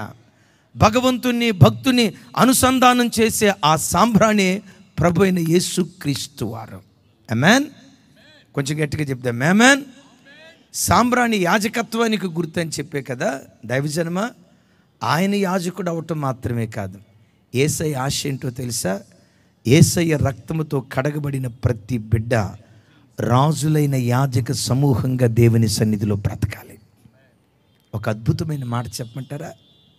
ఆయన నామం పేరిట నువ్వు యాజకుడిగా మారి, ఆయన నామం పేరిట నీ ఇంటికి నువ్వు ఒక యాజకుడిగా మారి ఆయన సన్నిధిలో నువ్వు ప్రార్థన చేస్తూ ఉంటే ఆ పరలోకానికి వేయబడిన నిచ్చెన పరలోకపు ఆశీర్వాదాన్ని భూలోకానికి తెచ్చినట్లుగా, భూలోకంలో ఉన్న మనవులను తండ్రి అయిన దేవుని దగ్గరికి చేర్చినట్లుగా నిచ్చెనలాగా ప్రభు పనిచేసి నీ ప్రార్థన పరలోకమందలి తండ్రికి చేర్చి నీ ప్రతి ప్రార్థనకు ఆయనే జవాబు దయచేయటం ప్రారంభిస్తాడు.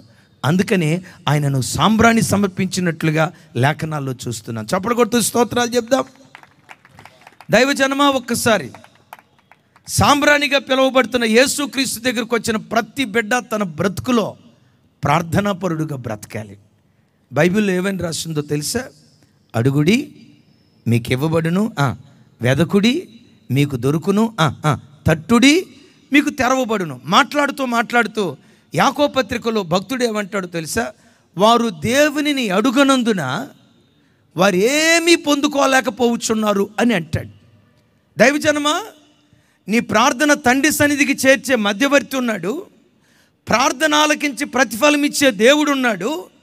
ఇంతమంది మనకున్నా మన జీవితంలో ఎన్నో ఈవులు మనం పొందుకోలేకపోవటానికి కారణం ఏంటో తెలుసా? మోకాళ్ళ అనుభవం లేక, ప్రార్థన అనుభవం లేక, దేవుని సన్నిధిలో మొరపెట్టే అనుభవం లేక, దేవుని సన్నిధిలో ఎన్నో మనం పోగొట్టుకుంటున్నాం. ఈ రాత్రి వాక్యం వింటున్న దైవజనమా, ఈ రాత్రి ఈ కూడిక దేవుడు ఎందుకు ఏర్పాటు చేశాడో తెలుసా? పడిపోయిన నీ ప్రార్థన బలిపీఠాన్ని ఈ రాత్రి వాక్యం ద్వారా మరలా నువ్వు తిరిగి కట్టుకుందువుగాక. పతనమైపోయిన నీ కుటుంబ ప్రార్థన బలిపీఠాన్ని యేసు నామములో మరలా నువ్వు తిరిగి కట్టుకునే కృప నా దేవుడు అనుగ్రహించునుగాక. కొంతమంది క్రైస్తవులకి ప్రార్థన అనుభవం ఉండదు. ప్రార్థించకే మనం పొందుకోలేకపోతున్నాం. ధూపం వేయకే దేవుని సన్నిధిలో నుంచి జవాబు పొందుకోలేకపోతున్నాం. ప్రార్థించకే, దేవుని సన్నిధిలో మొరపెట్టకే దేవుని యొద్ద నుండి పొందుకోవలసిన ప్రత్యుత్తరం మనకు దూరం అయిపోతూ ఉంది. కొంతమంది ప్రార్థన అనుభవం ఎలా ఉంటుందో మీకు ఒక మాట చెప్తా. ప్రార్థన స్టార్ట్ చేస్తారా? ఎప్పుడైనా ఒక చోట బయటికి వెళ్ళినప్పుడు బ్రదరు నేను ప్రయాణమై వెళ్ళబోతున్నాను ప్రార్థన చేయండి అని అక్కడ ఎవరైనా సంఘ పెద్దని అడిగితే ప్రార్థన స్టార్ట్ చేస్తాడు కానీ ఎట్టా ముగించాలో తెలియదు. పక్కేంటోని పొడుస్తాడు, నువ్వు ముగించరా అంటాడు. యేసునామములో అడుగుచున్నాను తండ్రి అని అంటాం రాక నువ్వు ముగించడాన్ని పక్కెంటోని పోలుస్తాడు. కొంతమంది ప్రార్థనా జీవితం ఎట్లా ఉంటుందో చెప్తా. ఒక అమ్మాయి వివాహ వయసు వచ్చినప్పుడు తల్లిదండ్రులు మంచి భక్తి కలిగిన అబ్బాయిని చేయాలని చెప్పి మొత్తానికి వెతికారు. ఆ అబ్బాయి తల్లిదండ్రులు చెప్పారంట, మా అబ్బాయికి ప్రార్థన తప్పితే ఇంకొక లోకం లేదు, నోట్లో వేలు పెట్టినా అంత మంచోడు. ఇదిగో ఈ అబ్బాయికి ఉన్న మంచి గుణాలు నాకు తెలిసి ప్రపంచంలో ఎవరు కొండవని కొన్ని మంచి మాటలు చెప్పారు పెళ్ళిళ్ళ పేరయ్య. ఎందుకు చెప్పేవయ్యి అంటే 100 అబద్ధాలు ఆడిన ఒక పెళ్లి చేయమన్నాడుగా, నేను 50 అబద్ధాలే చెప్పాను అన్నాడంట. మొత్తానికి లేని ఉన్నట్లుగా చెప్పాడు, మొత్తానికి పెళ్లి చేశాడండి. ఈ అమ్మాయి అనుకుంది మంచి ప్రార్థనాపరుడైన భర్త నాకు దొరికాడు, ఇక నాకేం కావాలా అని చెప్పి పెళ్ళైన 2వ రోజు 3వ రోజు కుటుంబ ప్రార్థన చేసుకుందాం అని ఇద్దరు మోకరించారంట.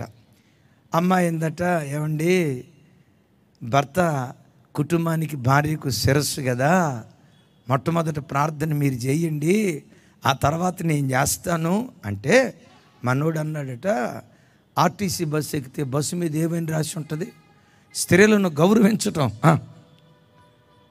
మన సాంప్రదాయం, వారి కేటాయించిన సీట్లలో వాళ్ళను కూర్చొనిద్దాం. ఒక మాట, ఈ మాట ఒకప్పుడు పనికొచ్చింది.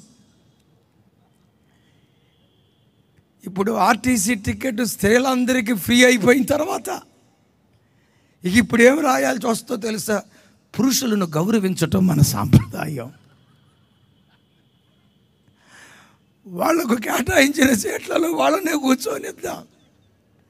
మనోడు అన్నాడట, స్త్రీలను గౌరవించడం మన సాంప్రదాయం కాబట్టి వాళ్ళ కేటాయించిన సీట్లలో వాళ్ళని కూర్చొనిద్దామని ఆర్టీసీ బస్సులో రాసి ఉంటుంది కదా.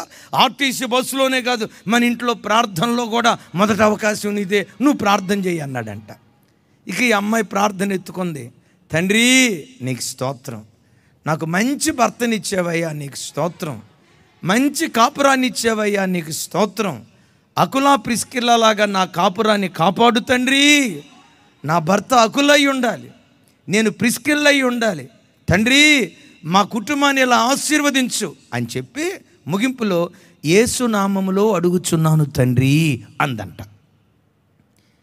ఇక ఈ అమ్మాయి ప్రార్థన ముగించి భర్తను ప్రార్థన చేయమందంట. మీరు చేయండి సార్ అందంట. మనోడు స్టార్ట్ చేశాడు, మామయ్య నాకు మంచి భార్యనిచ్చావు మామయ్య నీకు స్తోత్రం. ఈ అమ్మాయికి అర్థం కాక ఈడేంట్రా మామయ్య అంటున్నాడు, అర్థం కాక ప్రార్థనలో మూసిన కళ్ళు తెరిచి వాడి వైపు చూస్తుంది.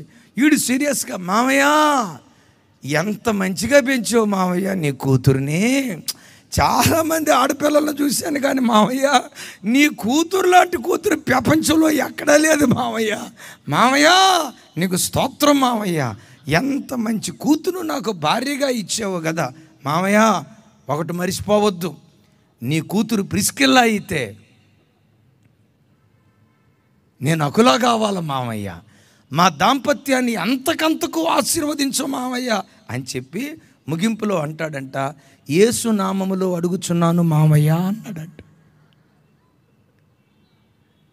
ఈ అమ్మాయికి అర్థం కాక, ఏమండి ప్రార్థనలో మావయ్య అంటున్నావేంటి అంటే మనోడు అంటాడు, నార్మల్ దేవుడు నీకు తండ్రి అయినప్పుడు నాకేమవుతాడే చెప్పు, చెప్పంటారా? నవ్విన నీ బ్రతుకులో నీ కొరకు దేవుడు ఎన్నో దాచిన, ఎందుకు నువ్వు పొందుకోలేకపోతున్నావో తెలుసా? మోకాళ్ళ అనుభవం లేక. జీవితంలో ప్రతి సమస్యకు ప్రార్థనలోనే పరిష్కారం దొరుకుతుంది. ప్రతి సమస్యకు పరిష్కారం ప్రార్థనలోనే దొరుకుతుంది. దేవుని సన్నిధిలో మోకరించును ప్రార్థన చేస్తూ ఉంటే గమనించండి, తండ్రి అయిన దేవునికి ప్రార్థించే నీకు మధ్యవర్తిగా నిలవబడిన యేసుక్రీస్తు వారు నీ ప్రార్థనకు కొన్ని యాచనలు కలిపి పరిశుద్ధపరిచి పరలోకపు తండ్రికి నీకు సమర్పిస్తే అప్పుడు ఏం జరిగిద్దో తెలుసా? అడుగు వాటికంటే ఊహించు వాటికంటే అత్యధికమైన కార్యాలు దేవుడు చేయటం ప్రారంభిస్తాడు. చప్పట్లు కొడుతూ ప్రభువారికి స్తోత్రాలు చెప్దాం. సాంబ్రాణిని ఎందుకు కానుకగా సమర్పించారో తెలుసా? చెప్పకనే చెప్తున్నారు, అయ్యా ఈయన శిశువు కాదయ్యా, మనం చేసే ప్రార్థనలు పరిశోధపరిచి ఆ ప్రార్థనలకు తన యాచనలు కలిపి పరలోకపు తండ్రికి సమర్పించి పరలోకపు తండ్రి ద్వారా అడుగు వాటి కంటే ఊహించు వాటి కంటే అత్యధికంగా సహాయం చేసే దేవుడయ్యా. చప్పలు కొడుతూ ప్రభు వారికి స్తోత్రాలు చెప్దాం. నా ప్రభు బిడ్డలారా, నా చేతులెత్తి దీవిస్తున్నాను. 2024 సంవత్సరంలో నువ్వు అడిగిన వాటికంటే ఊహించిన వాటికంటే అత్యధికంగా నా దేవుడు దయచేయునుగాక. నీ ప్రతి ప్రార్థనకు దేవుడు జవాబిచ్చునుగాక. నీ ప్రతి మోకాళ్ళ అనుభవానికి దేవుడు జవాబిచ్చునుగాక. అడిగిన దానికంటే ఊహించిన దానికంటే అత్యధికంగా దేవుడు నీకు దయచేయనట్లుగా. ఒక్క మాట, ప్రతిరోజు అరుణోదయ ప్రార్థన మర్చిపోవద్దు. ప్రతిరోజు రాత్రి కుటుంబ ప్రార్థన మర్చిపోవద్దు. నీ కుటుంబంలో నుండి ప్రార్థన దూపం అలా పరలోకమందలి దేవుని సన్నిధికి చేరుతా ఉంటే పరలోకమందలి దేవుని మహిమ అడిగిన దానికంటే ఊహించిన దానికంటే రెట్టింపుగా నీ కుటుంబం మీద దేవుడు కుమ్మరించునుగాక. చప్పలు కొడుతూ ప్రభు వారికి స్తోత్రాలు చెప్దాం. ఆఖరిది, వారు తమ పెట్టెలు విప్పి బోళాన్ని కానుకగా సమర్పించారట. బోళం, నా తట్టు చూడండి. బోళం, బోళం, బోళం అనేది సిలువ శ్రమలకు గుర్తుగా ఉంది. చాలా చేదది.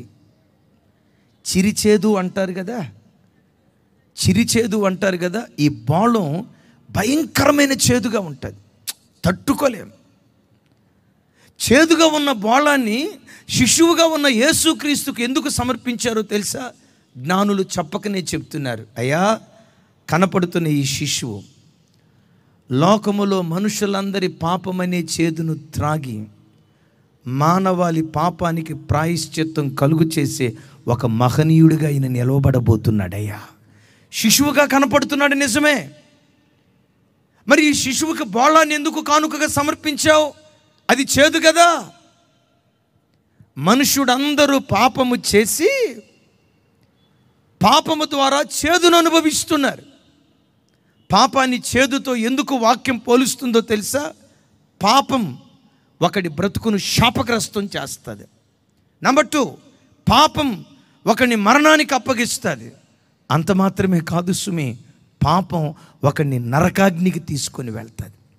ఎంతోమంది యవ్వన బిడ్డలు చిన్న వయసులో లోకపు ఆకర్షణలకు గురై, లోకపు శోధనలకు గురై, ఆ అమ్మాయిని నచ్చాను, ఈ అబ్బాయిని నచ్చాను, ఈ అమ్మాయి అంటే నాకు ఇష్టం, ఆ అబ్బాయి అంటే నాకు ఇష్టమని వావి వరసలు తప్పి అక్రమ సంబంధాల్లో కూరుకుపోయి వివాహం కాకమునిపే గర్భవతులై పాపం ఎక్కడ బయటపడితోనని గర్భంలో ఉన్న శిశువులను చంపేస్తూ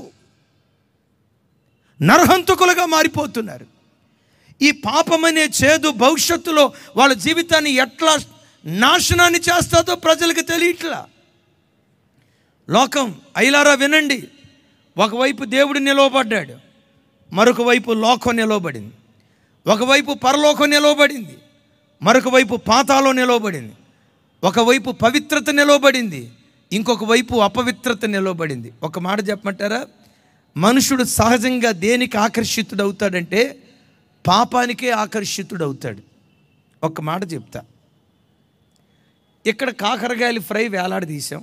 నా వైపు చూడండి, మిమ్మల్ని అడుగుతా ఇప్పుడు. ఇక్కడ కాకరకాయలు ఫ్రై, ఏ ఫ్రై? కాకరకాయలు ఫ్రై వేలాడదీశాం. ఇటు పక్క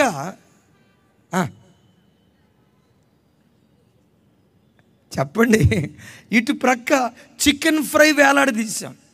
ఈ రెండిట్లో ఏది కావాలి అని అంటే అబద్ధం ఆడకుండా చెప్పండి. ఇటు వస్తారా, ఇటు వస్తారా? ఇటేనా? చూడండి, చికెన్ ఫ్రై నోటికి తీపే, కడుపుకు చేదు. కాకరకాయల కూర నోటికి చేదే, కడుపుకు తీపి, కడుపుకు తీపి. యేసు పరిశుద్ధత అనేది వినటానికి చేదుగానే ఉంటుంది, చదవటానికి చేదుగానే ఉంటుంది. కొంచెం ఆచరించటం ప్రారంభించావా, పరిశుద్ధతలో దొరికే మహానందం ప్రపంచంలో నువ్వెక్కడ అనుభవించలేవు. Praise the lord. యేసును రుచి చూసి యేసు పవిత్రతలో నువ్వు అడుగు పెడితే, వింటారా విచిత్రం చెప్పమంటారా, ప్రతిరోజు నీకు పండగలాగే ఉంటుంది. ఆ నామకార్థ క్రైస్తవుడికే డిసెంబర్ 25 ఒక్కరోజే పండగ. పవిత్రంగా బ్రతికే క్రైస్తవుడికి 365 రోజులు 365 డేస్ ప్రతిరోజు పండగను అనుభవించడానికి దేవుడు కృప చూపిస్తాడు. ఒక ఆయన అన్నాడు, ఇక్కడ బెలూన్లు కట్టలేదు ఏంటండి అని. ఏం పండగ వాతావరణం ఏమి లేదండి అంటారు కొంతమంది. క్రిస్మస్ క్యాండిల్స్ వెలిగించి అని అర్పలేదేంటి? మనం ఆరిపోయే జ్యోతులం కాదు, నిరంతరము వెలిగేటువంటి జ్యోతులు, నిరంతరము వెలిగేటువంటి జ్యోతులం. ప్రభు బిడ్డలారా, యేసు నా హృదయంలో ఏ రోజు అడుగు పెట్టాడో చెప్పమంటారా? యేసుతో 27 సంవత్సరాల నుంచి సహజీవనం చేస్తూ ఉన్నాను. యేసు చేతిలో చేయేసి యేసును హత్తుకొని గడిచిన 27 సంవత్సరాల నుంచి ఆయనతో కలిసి బ్రతుకుతున్నాను. సరిగ్గా నా 19వ ఏట యేసుక్రీస్తును సురక్షకునిగా అంగీకరించాను. ఆ రోజు నుండి చెప్పమంటారా, ప్రతిరోజు ఆయన కృపను బట్టి ప్రతిరోజు క్రిస్మస్ పండగే. ఆదివారం ఆరాధన జరిగితే ఆరాధన మించిన పండగ ప్రపంచంలో ఏముంది? Amen, amen. అయితే దైవజనమా, మీతో ఒక మాట చెప్తాను. పాపం ఎప్పుడు చేదుగా ఉంటుంది. అనుభవించేటప్పుడు ఆనందంగా ఉండొచ్చు, ఆహ్లాదాన్ని ఇవ్వచ్చు. దాని ముగింపు ఎప్పుడు అంతులేని ఆవేదన అని ప్రభు పేరిట నేను మనవి చేస్తున్నాను.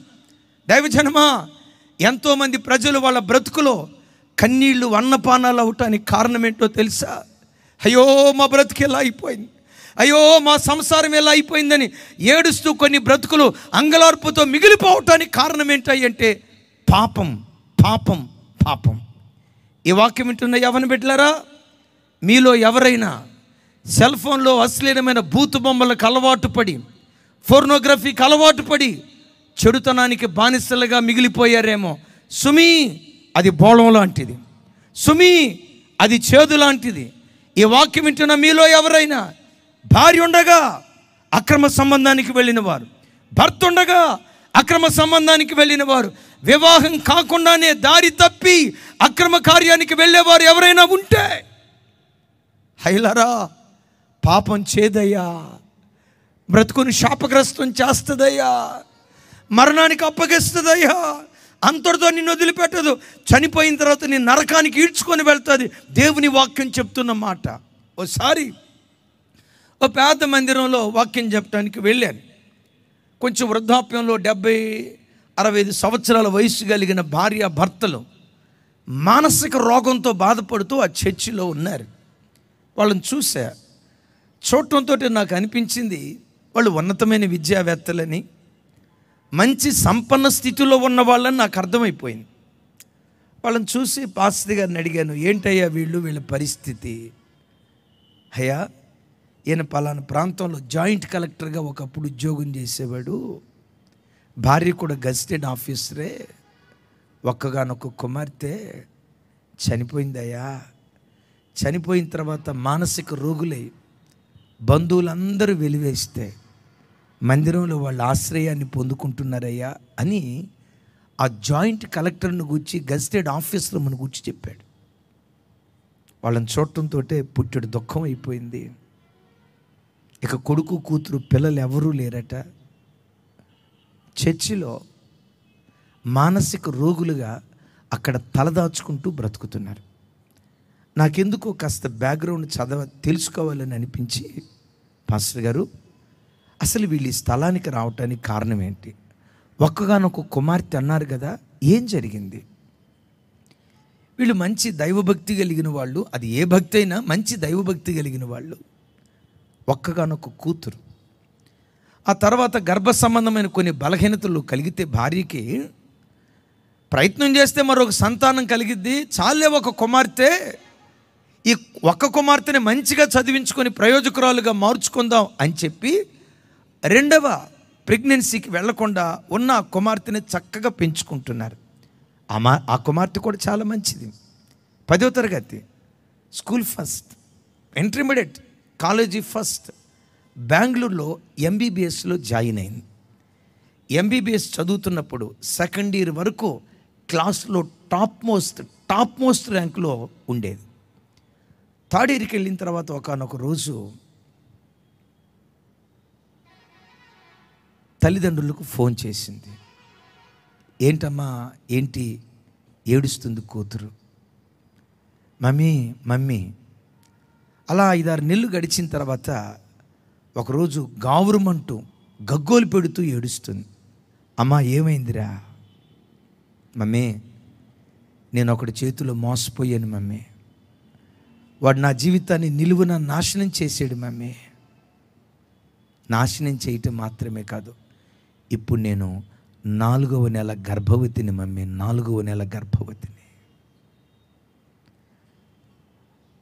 వాళ్ళు నమ్ముకున్న నమ్మకాల ప్రకారం పవిత్రంగా పద్ధతిగా బ్రతికేవాళ్ళు వివాహం కాకుండానే కుమార్తె ఎలా అయిపోయిందని చెప్పి వాళ్ళు తలబాదుకుంటూ వెంటనే అడిగారట, అమ్మా మేము ఉన్న పాటున బెంగళూరు వస్తున్నాం, ఆ అబ్బాయి ఎక్కడుంటాడో చెప్పు, ఆ అబ్బాయి కాళ్ళ మీద అయినా పడి ఆ అబ్బాయితో నీకు పెళ్లి చేస్తాం, ఆ బాబు పేరేంటో అతని వివరాలు ఏంటో చెప్పు అని ఏడుస్తా తల్లిదండ్రులు అడిగితే, మమ్మీ వాడు చేసుకోనంటే చేసుకోను అంటున్నాడు మమ్మీ.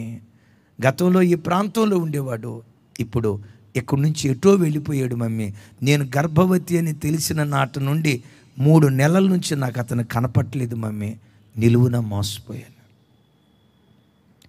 వెంటనే తల్లిదండ్రులు ఫోన్ చేసి, అమ్మా వస్తున్నావురా బెంగళూరు, నేను మా దగ్గరికి తీసుకొని వస్తాను, ఏదో ఒకటి ప్రయత్నం చేద్దాం, అబార్షన్ చేయించడమో లేకపోతే ఇంకోటో ఏదో ఒకటి చేద్దాం, నువ్వు ఎలాంటి అఘాయిత్యం చేసుకోవద్దని చెప్పి తల్లిదండ్రులు ఫోన్ పెట్టి బెంగళూరు ప్రయాణమే వెళ్ళారు. ఆ అమ్మాయి ఒక రూమ్లో అద్దెకుంటూ ఉంది. ఆ గది దగ్గరికి వెళ్ళి అలా తలుపు నెట్టక మునిపే లోపటి నుంచి బోల్ట్ పెట్టి ఉంది. ఏంటా బోల్ట్ పెట్టి ఉందని చెప్పి ఆ ప్రక్కన కిటికీ దగ్గరికి వచ్చి కిటికీ నెట్టి చూస్తే 21 సంవత్సరాల కుమార్తె ఫ్యానుకు ఉరేసుకొని ఆత్మహత్య చేసుకొని చచ్చిపోయిందట. ఒక్కగానొక్క కుమార్తెను ఆశాజ్యోతిగా ఎంచి, ఇక ఈ కుమార్తె చాలు మాకు మరొకటి వద్దని చెప్పి కుమార్తె సర్వస్వమని తల్లిదండ్రులు పెంచుకుంటే 21 సంవత్సరాల కష్టం ఆ ఉరితాడు మీద ఆత్మహత్య చేసుకున్నట్లుగా ఆ భయంకరమైన దృశ్యాన్ని చూడటంతో తల్లి గగ్గోలు పెట్టి అరుస్తూ, తండ్రి గగ్గోలు పెట్టి అరుస్తూ ఆ భయంకరమైన దృశ్యాన్ని చూడటంతో మతి భ్రమించి ఇద్దరు పిచ్చోళ్ళు అయిపోయారట. దైవజనమా, ఒక జాయింట్ కలెక్టర్, తల్లి గజిటెడ్ ఆఫీసర్, ఎంత పచ్చటి సంసారం నిట్ట నిలువున కూలిపోయింది. కారణం ఏంటో తెలుసా? ఒక్క ఆడబిడ్డ వేసిన తప్పటడుగు కుటుంబాన్ని సర్వనాశనం చేసేసింది. ఈరోజు యవ్వన బిడ్డలారా, మీలో ఎవరైనా వ్యసనాలకు బానిసలైన వాళ్ళు ఉన్నారా? మీలో ఎవరైనా తల్లిదండ్రుల మాటలకు అవిధేయత చూపిస్తూ నా బ్రతుకు నాదే, నా ఇష్టం నాదే, నేను ఎలా బ్రతకాలనుకున్నానో అలాగే బ్రతుకుతానని పాపాన్ని జుర్రుకుంటూ ఒకవేళ బ్రతుకుతున్నావేమో, అయ్యా అది చేదు, అది చేదు, అది చేదు. నాశనానికి నిన్ను నడిపిస్తుంది, మరణానికి నిన్ను నడిపిస్తుంది. చనిపోయిన తర్వాత చివరికి నిన్ను పాతాళానికి అప్పగిస్తుంది. అనేక మంది బిడ్డలకి సంగతి తెలియక పాపాన్ని జుర్రుకోవాలని ప్రయత్నం చేస్తున్నారు. అయ్యా అది చేదు వంటిది, దయచేసి గమనించు. అనేక మంది వాళ్ళు పాపం చేసి వాళ్ళు శాపగ్రస్తులైపోవటం మాత్రమే కాకుండా వాళ్ళ పిల్లలను శాపగ్రస్తులుగా మారుస్తున్నారు. విచిత్రం. మనుషులందరూ వారి పాపం వలన శాపాన్ని కొని తెచ్చుకుంటే మానవాళి తలల మీద ఏలుబడి చేస్తున్న శాపాన్ని కొట్టివేయటానికే. విచిత్రం. నీ తల మీద ఉన్న శాపాన్ని కొట్టివేయటానికే, నా తల మీద ఉన్న శాపాన్ని కొట్టివేయటానికే, ప్రపంచంలో ఉన్న సమస్త మానవాళి తలల మీద ఉన్న శాపాన్ని కొట్టివేయటానికే 2000 సంవత్సరాల క్రితం కలువరి శిలువ మీద శాపగ్రస్తుడుగా యేసుక్రీస్తు ప్రభువారు వేలాడాడు. చేదు చిరకను త్రాగాడు. నీ తల మీద ఉన్న శాపాన్ని కొట్టివేసి ఆయన రక్తపు కాడి కిందకు వచ్చిన ప్రతి బిడ్డను శాపములో నుండి ఆశీర్వాదానికి వారసుడిగా దేవుడు మార్చాడు. చప్పట్లు కొడుతూ ఆ దేవునికి స్తోత్రాలు చెప్దాం. శాపగ్రస్తమైనటువంటి బ్రతుకులను ఆశీర్వాద కారకులుగా దేవుడు మార్చాడు. యేసయ్యకి మహిమ కలుగును గాక. మరోసారి చెప్దాం, యేసయ్యకి మహిమ కలుగును గాక. వీళ్ళు ఇక్కడ బోళాన్ని ఎందుకు కానుకగా సమర్పిస్తున్నారు తెలుసా? బాబో, ఈయన శిశువు కాదయ్యా, చిన్నవాడు కాదయ్యా, పసిబాలుడు కాదయ్యా, మానవాళి తలల మీద ఏలుబడి చేస్తున్న శాపపు కాడిని విరగగొట్టే ఒక శక్తిమంతుడైన దేవుడయ్యా, శక్తిమంతుడైన దేవుడయ్యా. ఈ వాక్యం వింటున్న తండ్రి, నీ కుటుంబం మీద ఏ శాపం ఏలుబడి చేస్తుంది, నీ కుటుంబం మీద ఏ శాపం పిల్లల మీద ఏలుబడి చేస్తూ వస్తూ ఉంది, ఒక శుభవార్త, ఏ శాపపు కాడి నీ తల మీద ఏలుబడి చేస్తున్నా నీ శాపపు కాడిని విరగగొట్టగలిగే శక్తిమంతుడు ఈ రాత్రి నేను ప్రకటిస్తున్న నజరేయుడని యేసుక్రీస్తు వారు. ఆ దేవునికి చప్పట్లు కొడుతూ స్తోత్రాలు చెప్దాం. అయితే ఒక మాట, ఆయన నీ శాపపు కాడి విరగొట్టి నిన్ను ఆశీర్వాద కారకుడిగా మార్చాలంటే మీరు నేను చేయాల్సింది ఏంటో తెలుసా? వాళ్ళు చేదు చెరకనిచ్చినట్లుగా ప్రభుకి నీ పాపాన్ని ప్రభుకిచ్చి, దేవా ఈ రోజు నుండి నేను నీ కొరకు బ్రతుకుతానయ్యా, ఈ రోజు నుండి బ్రతికిన కొద్ది రోజులైనా నీ సాక్షిగా జీవిస్తానయ్యా, ఈ రోజు నుండి బ్రతుకు కాలమంతా నీకు సాక్షిగా నేను జీవిస్తూ నా చిన్న జీవితాన్ని నేను కొనసాగిస్తానయ్యా అని నీ పాపాన్ని ప్రభువుకిచ్చి ఆయన నువ్వు ఆశ్రయిస్తే, దైవజనమా ఒక శుభవార్త, 2024 సంవత్సరం అంతా నీ తల మీద ఉన్న శాపపు కాడిని విరగొట్టి 2024 యావత్తు విజయోత్సవంతో దేవుడు నిన్ను ఊరేగించునుగాక, విజయోత్సవంతో దేవుడు నిన్ను ఊరేగించునుగాక. ఏ ఉద్యోగంలో నువ్వు ఓడిపోయావో, ఏ వ్యాపారంలో ఓడిపోయావో, ఏ స్థలంలో శాపాన్ని అనుభవించావో, శాపాన్ని అనుభవించిన చోటే ఆశీర్వాద కారకుడిగా ఈ రాత్రి నా దేవుడు నిన్ను మార్చునుగాక. అలా మార్చాలి అంటే నా తట్టు చూడండి, ముగిస్తున్నా.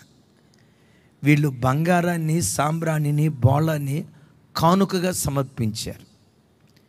మరి ఈ రాత్రి నీవేం కానుకగా సమర్పిస్తావు? ఒకవేళ ఈ మాట విని ఓహో ఈ ప్రసంగం అయిపోయిన తర్వాత కానుకలు పడతారు అనుకుంటా, ఎవ్వరు దాని గురించి ఆలోచించొద్దు. కానుకలు పట్టట్లేదు ఈ రాత్రి. వారు బంగారాన్ని, సాంబ్రాన్ని, బోళాన్ని కానుకగా సమర్పించారు. మరి నీవేం కానుకగా సమర్పించాలి? నీ బంగారం కాదు, నీ సాంబ్రాణి కాదు, నీ వెండి కాదు, నీవే దేవునికి ఒక కానుకగా మారాలి. అది నీ డబ్బు కాదు నా ప్రభు కోరుకుంటుంది, నీ వెండి బంగారం కాదు ప్రభు కోరుకుంటుంది. ఈ రాత్రి వాక్యం వింటున్న దేవుని బిడ్డ, నీవే దేవునికి ఒక కానుకగా మారితే, అయ్యా సజీవ యాగంగా నన్ను నీకు సమర్పించుకుంటున్నాను. వద్దు ఈ సినిమాలో, వద్దు ఈ త్రాగుడు, వద్దు ఈ లోకం, వద్దు ఈ అపవిత్రమైన జీవితం, బ్రతికిన కొద్ది రోజులు నేను నీ కొరకు బ్రతుకుతానయ్యా అని ఆయనకు నువ్వు కానుకగా సమర్పించుకుంటే బ్రతుకు కాలమంతా విజయోత్సవంతో నిన్ను, నీ పిల్లలను నా దేవుడు ఊరేగించునుగాక, నా దేవుడు నిన్ను ఊరేగించునుగాక. ఒక మాట అడుగుతావా? నన్ను నీకు కానుకగా సమర్పించుకుంటానయ్యా. ఒక ఆయన అన్నాడు, జెర్మియా, మీ లైఫ్లో మీరు తీసుకున్న నిర్ణయాలన్నిట్లో, డెసిషన్స్ అన్నిట్లో ది బెస్ట్, ఉత్తమమైన నిర్ణయం ఏది? నువ్వు తీసుకున్న నిర్ణయాలన్నిట్లో శ్రేష్టమైన నిర్ణయం ఏది అని అడుగుతారు.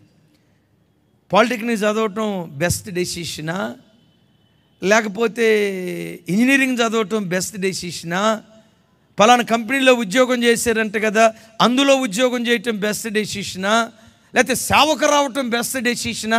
మీ లైఫ్లో మీరు తీసుకున్న నిర్ణయాలన్నిటిలో అత్యుత్తమమైన నిర్ణయం ఏది అని చాలామంది అడుగుతారు. ఈ రాత్రి నేను చెప్పే మాట ఏంటో తెలుసా? నాకు ఇప్పుడు 48 సంవత్సరాలు. నా 48 సంవత్సరాల నా జీవితంలో నేను తీసుకున్న నిర్ణయాలన్నిట్లో అత్యుత్తమమైన నిర్ణయం నా 19వ ఏట యేసుక్రీస్తును స్వరక్షకునిగా అంగీకరించటమే అత్యుత్తమమైనటువంటి నిర్ణయం. ఆయన చేతిలో పడ్డ ఈ పనికిమాలిన పాత్రను లక్షల కొలది ప్రజలకు ప్రయోజనకరమైన పాత్రగా దేవుడు మార్చాడు. నేను గొప్ప కుటుంబంలో నుంచి వచ్చిన వాడిని కాదు, పక్క పల్లెటూరులో పుట్టి పెరిగినటువంటి వాడిని. దేవుని కృపా మహదైశ్వర్యం ఆ పల్లెటూరు నుండి లేవనెత్తి ప్రపంచ దేశాల్లో ఉన్న తెలుగు వారికి లక్షల మందికి దేవుని వాక్యం ప్రకటించే కృప దేవుడు అనుగ్రహించాడు. కారణం ఏంటో చెప్పమంటారా? నా 19వ ఏట నేను తీసుకున్న నిర్ణయం. ఏ నిర్ణయం? బ్రతుకుట క్రీస్తే, చావైతే నాకు లాభం. ఈ రాత్రి ఆ నిర్ణయం నువ్వు తీసుకోగలిగితే, తమ్ముడా, నేను ఒక చరిత్రకారుడిగా మార్చగలడు ఈ శిల్పకారుడు. ఒక అద్భుతమైన కళాఖండంగా నేను చెక్కగలడు ఈ శిల్పకారుడు. పడాల్సిన దేవుని చేతిలో నీ జీవితం పడితే, ఎక్కడ వెలివేయబడ్డావో అక్కడే తలమానికగా దేవుడు నిలవబెడతాడు. ఒక్క మాట అడుగుతావా? నన్నే నీకు కానుకగా సమర్పించుకుంటానయ్యా. లేచి నిలబడదాం. ప్రార్థన, ప్రార్థన. ఈ ఆరాధనకు వచ్చిన బిడ్డలు ఎవరైనా, అయ్యా మా కొరకు ప్రార్థన చేయండి, మా పిల్లలు దారి తప్పి బ్రతుకుతున్నారు, మా చేదైన అనుభవాలను మాధుర్యంగా మార్చే శిశువు ఈ శక్తిమంతుడైన దేవుడిని నాతో మాట్లాడారయ్యా. నేను నా కుటుంబం 2024 సంవత్సరం అంతా ప్రభు కొరకు బ్రతుకున్నట్లుగా మా కొరకు ప్రార్థన చేయండి అయ్యా. ఈరోజు మరోసారి తీర్మానం చేసుకుంటున్నాను, యేసయ్య నీడలో బ్రతకాలని, యేసయ్య ఒడిలో దాచబడాలని, ఆయన హస్తపు నీడలో బ్రతుకు కాలమంతా జీవన యాత్ర కొనసాగించాలని ఈరోజు నేను తీర్మానం చేసుకున్నానయ్యా. యేసు నీడలోనే నేను బ్రతుకుతానయ్యా. నా కొరకు ప్రార్థన చేయండి. ఆశపడిన యవన బిడ్డలు ఎవరైనా ఉంటే మీ కుడి చేతుల పైకి ఎత్తండి. మీ కొరకు ప్రార్థన చేయబోతున్నాను. 2024 ఈ రోజు నుండి నా ప్రభు కొరకు బ్రతుకుతానయ్యా. యేసయ్యకు బంగారము, సాంబ్రాణి, బోళము కాదు కానీ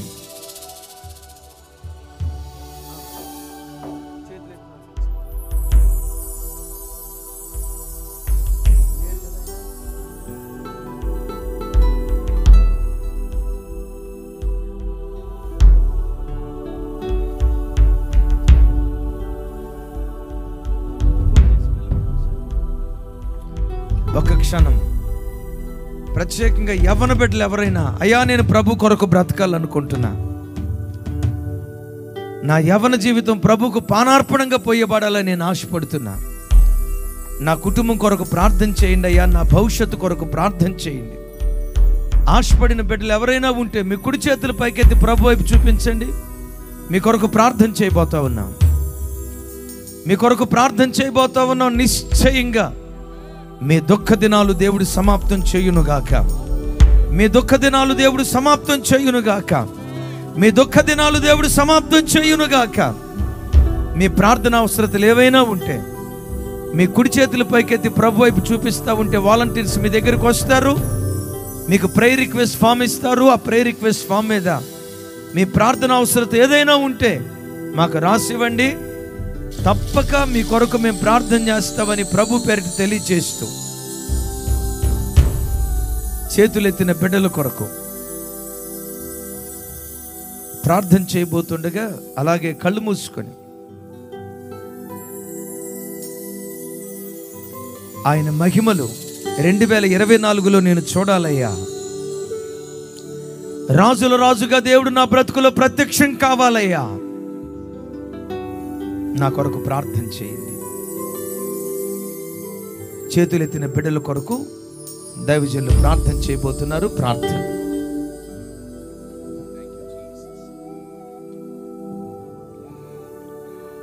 ప్రేమ స్వరూపమైన తండ్రి,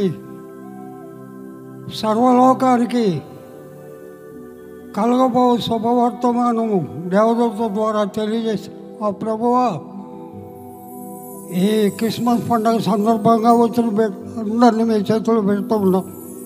ప్రాముఖ్యంగా తమ జీవితాలు నీ కొరకు ప్రతిష్ఠించుకుంటాము అని చేతులు ఇద్దరు బిడ్డలందరినీ జ్ఞాపకం చేసుకున్నాం.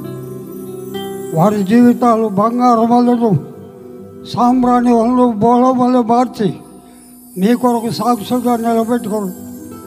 చేదైన వారి బ్రతుకుల్లో ఉన్న పాపపు ఆ చేతును కొట్టివేసి మధురంగా మార్చగలిగి నీ రక్తం ద్వారా వారి జీవితాలని పరిశుద్ధపరిచి పవిత్రపరిచి నీ కొరకు సాక్షులుగా నిలబెట్టుకుంటే నాయన, ఈ మాటలు లైవ్లో విన్న ప్రతి కుటుంబాన్ని, ప్రతి బిడ్డలను అయా పరిశుద్ధులుగా పవిత్రులుగా మార్చి అందరినీ మీ రాజ్యం కొరకు సిద్ధపరచండి. ఎన్న ఏ మాట వ్యర్థమైపోకుండా అపవాది ఎత్తుకొని పోకుండా నీ రెక్కలన్నీ భద్రపరిచి కాపాడి ప్రతి ఒక్కరిని పరిశుద్ధపరిచి పవిత్రపరిచి మీ రాజ్య నివాసులుగా మార్చబడినట్లు మారాలాంటి మొదలు జీవితాలను మధురంగా మార్చి నీ వాక్యం ద్వారా బలపరిచినందుకు స్తోత్రాలు చెల్లిస్తూ చేతులు ఎత్తిన బిడ్డలు మరొకసారి నీ చేతులకు అప్పచెప్పుకుంటూ వాక్యం వినిపించిన దైవ సేవకులని నాయనా నీ ఆత్మ అగ్నిజ్వాలతో అభిషేకించి వాడుకున్నందుకు మరి ఎక్కువగా వాడుకోబోతున్నందుకు స్తోత్రాలు చెల్లిస్తూ ఇక్కడికి వచ్చిన బిడ్డలందరినీ మీ చేతులకు సమర్పిస్తూ ఈ ఏర్పాట్ల విషయంలో సహాయం చేసిన ప్రతి బిడ్డను ప్రతి కుటుంబాన్ని జ్ఞాపకం చేసుకొని వారికి రావాల్సిన దీవులను అనుగ్రహించమని నజరేయుడు పునరుద్ధానుడు ప్రాణప్రియుడైన యేసుక్రీస్తు ప్రభువు నామంలో ఈ మనవులన్నీ అడిగి మేము పొందుకొని ఉన్నాము తండ్రి. ఆమేన్ ఆమేన్.